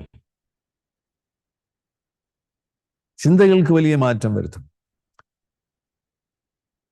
ഈ ചിന്തകളിൽ അതുകൊണ്ട് തന്നെ കള്ളങ്ങളുണ്ട് എന്ന് നമുക്ക് കണ്ടെത്താൻ കഴിയും. ഒരുപാട് പേര് ചിന്തിക്കുന്നത് മൊത്തം കള്ളങ്ങളാണ് ചിന്തിക്കുന്നത്. ചില ചിന്തിക്കുകയാണ് ഞാനൊരു പരാജയമാകുന്നു എന്നും രാവിലെ എഴുന്നേറ്റ് ആദ്യം ചിന്തിക്കുന്നത് എൻ്റെ ജീവിതം ഇങ്ങനെ ആയിപ്പോയല്ലോ. മുഴുവൻ കള്ളങ്ങളാണ്. നിങ്ങൾ പരാജയമാണ്. യേശു ഉള്ളവർക്ക് എങ്ങനെ പരാജയമാകാൻ കഴിയും? യേശു ഉള്ളവരുടെ ജീവിതം എങ്ങനെയാകുന്നു? എൻ്റെ പ്രിയമുള്ളവരെ, ഇനിയും കർത്താവ് കൂടുതലായിട്ടൊന്നും ചെയ്യേണ്ട കാര്യമില്ല. കർത്താവ് കാൽവറിയിൽ എല്ലാം ചെയ്തിരിക്കുകയാണ്. നിങ്ങളുടെ മുൻപിൽ ചെങ്കടൽ ഉണ്ടെങ്കിൽ ചെങ്കടലിനെ വിഭജിക്കേണ്ട ചുമതല നിങ്ങളുടെ ചുമതലയാണ്. നിങ്ങൾ പറയരുത് കർത്താവ് എന്നെ ഇതിന്റെ മുന്നേ കൊണ്ടുവന്ന് നിർത്തിയിരിക്കുന്നത് എന്തിനാണ്, ഞാനെന്ത് ചെയ്യും, അങ്ങിറങ്ങി വന്ന് ഇത് വളർത്തി തരണേ. നോ, കർത്താവ് ഇനി ഇറങ്ങി വരത്തില്ല. നിങ്ങൾക്ക് പരിശുദ്ധാത്മാവ് നിങ്ങളുടെ ഉള്ളിലുണ്ട്. നിങ്ങൾ ചെങ്കടലിനെ വിഭജിക്കണം. അതിനുവേണ്ടിയുള്ള കാര്യങ്ങൾ ചെയ്യണം. അപ്പൊ മനസ്സിൽ വലിയ മാറ്റം ഉണ്ടാകും. പോസിറ്റീവ് ചിന്തകൾ, വചനപ്രകാരമുള്ള ചിന്തകൾ ഉള്ളിൽ വരണം. ബൈബിൾ പ്രകാരം ചിന്തിക്കണം. നെഗറ്റീവ് ഒന്നും ചിന്തിക്കരുത്. ഭർത്താവിന് മാറ്റമൊന്നുമില്ല. വീട്ടിൽ അമ്മായിമ്മ വഴക്കുണ്ടാക്കുന്നു. അമ്മായിമ്മയെ നിങ്ങൾക്ക് മാറ്റാൻ കഴിയത്തില്ല, ഭർത്താവിനെ നിങ്ങൾക്ക് മാറ്റാൻ കഴിയത്തില്ല. നിങ്ങൾക്ക് രൂപാന്തരപ്പെടുത്തുവാൻ കഴിയുന്ന ഏക വ്യക്തി നിങ്ങൾ മാത്രമാണ്. എന്നാൽ ഭർത്താവിന് വേണ്ടി പ്രാർത്ഥിക്കാം. പരിശുദ്ധാത്മാവെ എൻ്റെ ഭർത്താവിനെ രൂപാന്തരപ്പെടുത്തണമേ. പരിശുദ്ധാത്മാവെ എൻ്റെ അമ്മായിയമ്മയോട് ചേർന്ന് വഴക്കില്ലാതെ ജീവിക്കുവാൻ എന്നെ സഹായിക്കണമേ. അമ്മായിയമ്മയ്ക്കൊരു 60-70 വയസ്സ് കഴിഞ്ഞിട്ടുണ്ടെങ്കിൽ ഈ വലിയ മാറ്റങ്ങളൊന്നും ഉണ്ടാകത്തില്ല. എൻ്റെ അമ്മയ്ക്ക് ആകുലത ഉണ്ടായിരുന്നു. ഞാൻ പറഞ്ഞു, എനിക്ക് ആന്തരിക സൗഖ്യം അറിയാമല്ലോ. ഞാൻ അമ്മയോട് പറഞ്ഞു, അമ്മയെ ആകുലത പോകണമെന്നൊക്കെ പറഞ്ഞു. ഞാൻ പിന്നെ പോയിരുന്നു പ്രാർത്ഥിച്ചപ്പോൾ കർത്താവ് പറഞ്ഞു, നീ എന്താ ചെയ്തത്? നിന്റെ അമ്മ 80 വയസ്സുള്ള അമ്മയുടെ ആകുലത മാറ്റാൻ നീ ശ്രമിക്കുകയാണോ? നിന്റെ അമ്മ എനിക്ക് പ്രഷ്യസ് ആണ്. അവൾക്ക് ആകുലത ഉണ്ടെന്നാൽ ആകുലത ഉള്ളപ്പോൾ തന്നെ എനിക്ക് അവൾ വിലപിടിപ്പുള്ളവളാണ്. അവളെ ഇനി നിനക്ക് അവളുടെ മൈൻഡ് റിലത്തിൽ മാറ്റം വരുത്താൻ കഴിയത്തില്ല. ആ പ്രായം കഴിഞ്ഞു, ടീച്ചബിലിറ്റി കഴിഞ്ഞു. അമ്മായിയമ്മയ്ക്ക് ഇനി ടീച്ചബിലിറ്റി കാണത്തില്ല. അമ്മായിയമ്മയെ ഇനി രൂപാന്തരപ്പെടുത്താൻ നമ്മൾ ഉപദേശിച്ചുകൊണ്ടൊന്നും രൂപാന്തരം ഉണ്ടാകത്തില്ല. അപ്പോൾ കർത്താവിന് പറഞ്ഞു, നിന്റെ അമ്മയ്ക്കല്ല മാറ്റം ഉണ്ടാകേണ്ടത്, നിനക്കാണ് മാറ്റം ഉണ്ടാകേണ്ടത്. ആകുലത ഉള്ളപ്പോൾ തന്നെ അമ്മയെ അംഗീകരിക്കുവാനും സ്നേഹിക്കുവാനും കഴിയുന്ന നിലയിലേക്ക് നീ മാറണം. ഞാൻ മാറിക്കഴിഞ്ഞപ്പോൾ ആമേൻ, ഭവനം സ്വർഗമായി തീർന്നു. നമ്മൾ വിശ്വസിക്കുന്ന കള്ളങ്ങൾ, ഞാനൊരു പരാജയമാകുന്നു എന്ന് നിങ്ങൾ വിശ്വസിക്കുന്നുവെങ്കിൽ അതൊരു കള്ളമാണ്, പച്ചക്കള്ളമാണ്. ദൈവം എന്നെ സ്നേഹിക്കുന്നില്ല എന്നാരെങ്കിലും ചിന്തിക്കുന്നുണ്ടെങ്കിൽ പച്ചക്കള്ളമാണ്. എനിക്ക് ദൈവത്തിൽ നിന്ന് കേൾക്കാൻ കഴിയത്തില്ല. ചിലർ ചിന്തിക്കും, എനിക്ക് ദൈവത്തിൽ നിന്ന് കേൾക്കാൻ കഴിയത്തില്ല. പച്ചക്കള്ളമാണ്. നീ ദൈവത്തിൽ നിന്ന് കേൾക്കുന്നുണ്ട്. ഒന്ന് സ്വസ്ഥമായിരുന്നേ, പരിശുദ്ധാത്മാവ് നിന്നോട് സംസാരിക്കും. ചിലർ പറയുന്നുണ്ട്, എനിക്കൊരിക്കലും ആ മനുഷ്യനോട് ക്ഷമിക്കാൻ കഴിയത്തില്ല. അത് പച്ചക്കള്ളമാണ്. നിനക്ക് ക്ഷമിക്കാൻ കഴിയും. നിനക്ക് ക്ഷമിക്കാൻ കഴിയും. അതുകൊണ്ടല്ലേ നിനക്ക് കർത്താവ് പരിശുദ്ധാത്മാവിനെ നൽകി. ഇല്ലെങ്കിൽ പരിശുദ്ധാത്മാവിനെ തരത്തില്ല. യേശുവിനെ പോലെ ആകുവാൻ സാധ്യതയില്ലാത്ത ഒറ്റ വ്യക്തിക്കും കർത്താവ് പരിശുദ്ധാത്മാവിനെ കൊടുക്കത്തില്ല. ഈ ഭൂമിയിൽ ഇന്ന് 8 ബില്യൺ ആളുകളുണ്ട്. എത്ര പേര് രക്ഷിക്കപ്പെട്ടു? എത്ര പേർ പരിശുദ്ധാത്മാഭിഷേകം പ്രാപിച്ച് അന്യഭാഷയിൽ സംസാരിക്കുന്നു? എല്ലാവർക്കും കർത്താവ് പരിശുദ്ധാത്മാവിനെ കൊടുത്തോ? ഇല്ല, കൊടുത്തില്ല. ഇന്ന് ഈ ശബ്ദം കേൾക്കുന്ന നിങ്ങൾക്ക് പരിശുദ്ധാത്മാവിനെ നൽകിയിട്ടുണ്ടെങ്കിൽ നിങ്ങൾക്ക് ക്ഷമിക്കാൻ കഴിയും. എല്ലാവരോടും ക്ഷമിക്കാൻ കഴിയും. അതുകൊണ്ട് തന്നെയാണ് നിങ്ങൾക്ക് കർത്താവ് പരിശുദ്ധാത്മാവിനെ നൽകിയിരിക്കുന്നത്. ചിലർ പറയും, ദൈവത്തിന് പോലും എന്നെ സഹായിക്കാൻ കഴിയത്തില്ല. അത് പച്ചക്കള്ളമാണ്. മറ്റു ചിലർ പറയും, എന്റെ നിയന്ത്രണത്തിൽ നിന്നെല്ലാം വിട്ടുപോയി. മറ്റു ചിലർ പറയും, എൻ്റെ ജീവിതം ഒരു തെറ്റായിപ്പോയി, ഒരു മിസ്റ്റേക്ക് ആയിപ്പോയി, ഞാൻ ജനിക്കേണ്ട വ്യക്തിയല്ലായിരുന്നു. അത് പച്ചക്കള്ളമാണ്. മറ്റു ചിലർ പറയും, എനിക്കാരെയും വിശ്വസിക്കാൻ കഴിയത്തില്ല, ഇവരെല്ലാം കള്ളന്മാരാണ്. അത് പച്ചക്കള്ളമാണ്. ഇത്തരത്തിലുള്ള ഒരുപാട് കള്ളങ്ങൾ നമ്മൾ വിശ്വസിക്കുന്നു. ഞാനിപ്പോൾ പറഞ്ഞ ഈ ലിസ്റ്റ് മാത്രമായിരിക്കില്ല, അതിനപ്പുറത്ത് നിങ്ങൾ തന്നെ ഒരു പരിശോധന നടത്തണം. നിങ്ങൾ തന്നെ നിങ്ങളെക്കുറിച്ച് ചിലപ്പോൾ ചിന്തിക്കുന്ന ചില കാര്യങ്ങൾ കള്ളങ്ങളായിരിക്കും, പച്ചക്കള്ളങ്ങളാണ്. ഇതിനെയെല്ലാം പുറത്താക്കണം. ഈ കള്ളങ്ങളെ പുറത്താക്കിയതിനു ശേഷം നമ്മുടെ ജീവിതത്തിൽ നമ്മൾ സത്യം വിശ്വസിക്കുവാൻ തുടങ്ങണം. എല്ലാ കള്ളങ്ങളുടെയും പിന്നിൽ പിശാചുക്കളുണ്ട്. കാരണം യോഹന്നാൻ 8:44 വളരെ വ്യക്തമായിട്ട് പറയുന്നുണ്ട്, ഈ പിശാച് എന്ന് പറയുന്നവൻ അവൻ ഭോഷ്ക് പറയുന്നവനാണ്, അവൻ ഭോഷ്കിന്റെ അപ്പൻ കൂടിയാണ്. എല്ലാ കള്ളങ്ങളെയും നിങ്ങൾ ബ്രേക്ക് ചെയ്യണം. എല്ലാ കള്ളങ്ങളെയും സത്യം കൊണ്ട് ബ്രേക്ക് ചെയ്യണം. യോഹന്നാൻ 17:17 നമുക്ക് കാണാൻ കഴിയുന്നു, അങ്ങയുടെ വചനം സത്യമാകുന്നു. വചനം കൊണ്ട് കള്ളങ്ങളെ ബ്രേക്ക് ചെയ്യണം. സകല കള്ളങ്ങളെയും വചനം കൊണ്ട് ബ്രേക്ക് ചെയ്യണം. ബ്രേക്ക് ചെയ്ത് നിങ്ങളുടെ ചിന്തകളെ ദൈവവചനപ്രകാരമാക്കണം. ചിന്തകളെ ദൈവവചനപ്രകാരമാക്കുവാൻ വേണ്ടി സംസാരിച്ചു തുടങ്ങണം. ചിന്തകൾ നെഗറ്റീവ് വരുന്നുണ്ടെങ്കിൽ വാ തുറന്ന് പറയണം, യേശു ക്രിസ്തുവിൻ നാമത്തിൽ ഞാൻ അനുഗ്രഹിക്കപ്പെട്ടിരിക്കുന്നു, യേശു ക്രിസ്തുവിൻ നാമത്തിൽ ഞാൻ ഉയർച്ച തന്നെ പ്രാപിക്കും. സംസാരം കൊണ്ട് ചിന്തകളെ തകർക്കണം. ചിന്തകളെക്കാൾ ശക്തിയുള്ളതാണ് സംസാരം. സംസാരത്തിന് ക്രിയേറ്റീവ് പവർ ഉണ്ട്, സൃഷ്ടിക്കാനുള്ള ശക്തിയുണ്ട്. അതുകൊണ്ട് നിങ്ങളുടെ ചിന്തകൾ നെഗറ്റീവ് ആകുമ്പോൾ ചിന്തകളെ ബ്രേക്ക് ചെയ്യുവാൻ വേണ്ടിയുള്ള ഏറ്റവും നല്ല ഉപാധിയാണ് വാ തുറന്ന് കൺഫസ് ചെയ്യുക, കൺഫഷൻ ആരംഭിക്കുക. എല്ലാവരും കൺഫഷൻ ആരംഭിക്കുക. രാവിലെ കിടക്കയിൽ നിന്ന് എഴുന്നേൽക്കുമ്പോൾ തന്നെ ഒരു കൺഫഷൻ, ഒരു വാക്യം പറഞ്ഞുകൊണ്ട് എഴുന്നേൽക്കണം. എൻ്റെ യൗവനം കഴുകനെ പോലെ പുതുകി വരത്തക്കവണ്ണം യേശു എൻ്റെ വായ്ക്ക് നന്മ കൊണ്ട് തൃപ്തി വരുത്തുന്നു. ഒരു വാക്യം പറഞ്ഞുകൊണ്ടങ്ങ് എഴുന്നേൽക്കണം. അവിടെ പോയി കണ്ണാടിയുടെ മുമ്പിൽ പോയി മുഖം കഴുകുവാൻ വേണ്ടി നിൽക്കുന്നുണ്ടെങ്കിൽ മറ്റൊരു വാക്യം പറയണം, എൻ്റെ ദൈവമായ യഹോവയെ തന്നെ സേവിച്ചു കൊള്ളുക, അവൻ നിന്റെ അപ്പത്തെയും വെള്ളത്തെയും അനുഗ്രഹിക്കും, രോഗങ്ങളെ നിന്റെ നടുവിൽ നിന്ന് അകറ്റിക്കളയും. ഒരു വാക്യം അങ്ങ് പറയും. നടന്ന് പുറത്തോട്ട് അടുക്കളയിലോട്ട് പോകുന്നുണ്ടെങ്കിൽ ഒരു വാക്യം പറയണം, സകല ജാഗ്രതയോട് നിന്റെ ഹൃദയത്തെ കാത്തുകൊള്ളുക, ജീവന്റെ ഉത്ഭവം അതിൽ നിന്നല്ലോ ആകുന്നത്. കൺഫസ് ചെയ്യണം, ഇടയ്ക്കിടയ്ക്ക് കൺഫസ് ചെയ്യണം. എപ്പോൾ നെഗറ്റീവ് രോഗം, എനിക്ക് രോഗം വരും എന്നൊരു ചിന്ത മനസ്സിലോട്ട് വരികയാണെങ്കിൽ വാ തുറന്ന് പറയണം, എൻ്റെ ശരീരം പൂർണ്ണ ആരോഗ്യമുള്ളതായിരിക്കും, 60കളിലും 70കളിലും 80കളിലും 90കളിലും നല്ല ആരോഗ്യത്തോടുകൂടെ ഞാൻ ജീവിക്കും. ബിക്കോസ് കൺഫഷൻ ചിന്തകളെക്കാട്ടിലും പവർഫുൾ ആണ്. Speech is more powerful. സംസാരം കൂടുതൽ ശക്തിയുള്ളതാണ്. ചിന്തകളെക്കാൾ കൂടുതൽ ശക്തിയുള്ളത് സംസാരമാകുന്നു. സംസാരം കൊണ്ട് നിങ്ങൾക്ക് ചിന്തകളെ രൂപാന്തരപ്പെടുത്തുവാൻ കഴിയും. ഇങ്ങനെ നമ്മൾ ആവർത്തിച്ച് വർഷങ്ങളെടുക്കും ഈ ചിന്തകളെ മാറ്റിയെടുക്കാൻ വേണ്ടി.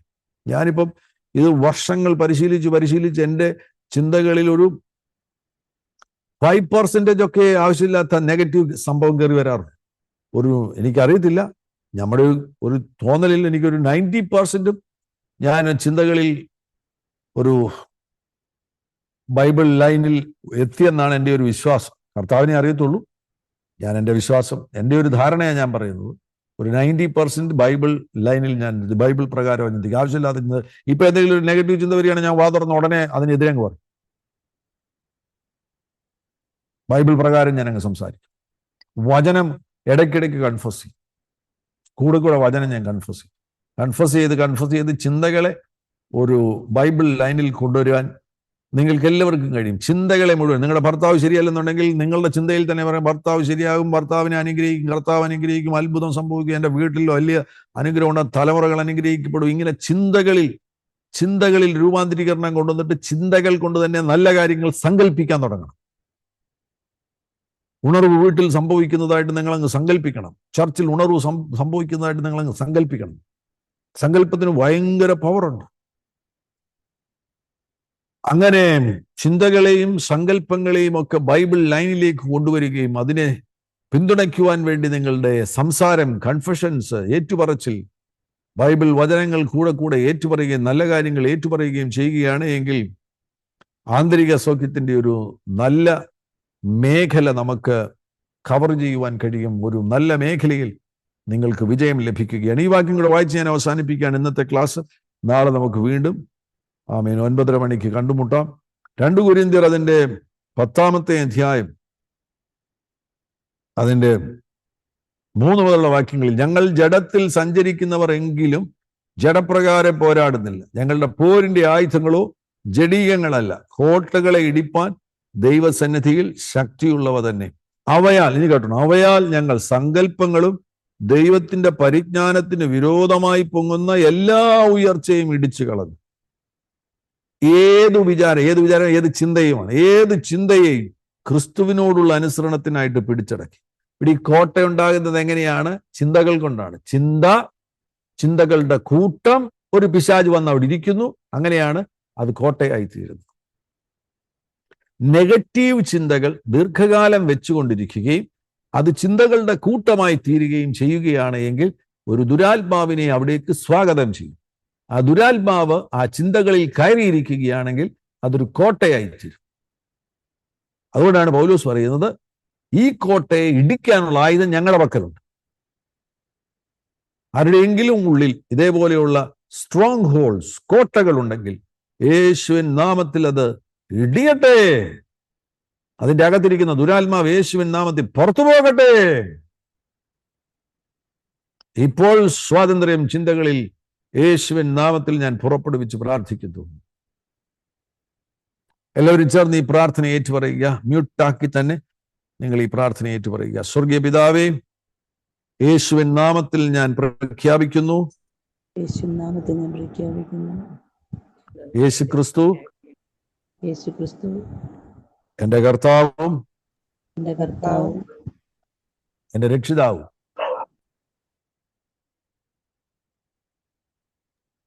യേശു ക്രിസ്തു എന്റെ ആത്മാവിന്റെ കർത്താവ്. യേശു ക്രിസ്തു എന്റെ പ്രാണന്റെ കർത്താവ്. യേശു ക്രിസ്തു എന്റെ മനസ്സിന്റെ കർത്താവ്. യേശു ക്രിസ്തു എന്റെ വികാരങ്ങളുടെ കർത്താവ്. യേശു ക്രിസ്തു എന്റെ ശരീരത്തിന്റെ കർത്താവ്. എന്റെ മനസ്സിനെ അങ്ങ് സൗഖ്യമാക്കണമേ. എന്റെ ചിന്തകളെ യേശുവിൻ സന്നിധിയിൽ ഞാൻ സമർപ്പിച്ച് പ്രാർത്ഥിക്കുന്നു. വചനപ്രകാരം ചിന്തിക്കുവാൻ എന്നെ സഹായിക്കണമേ.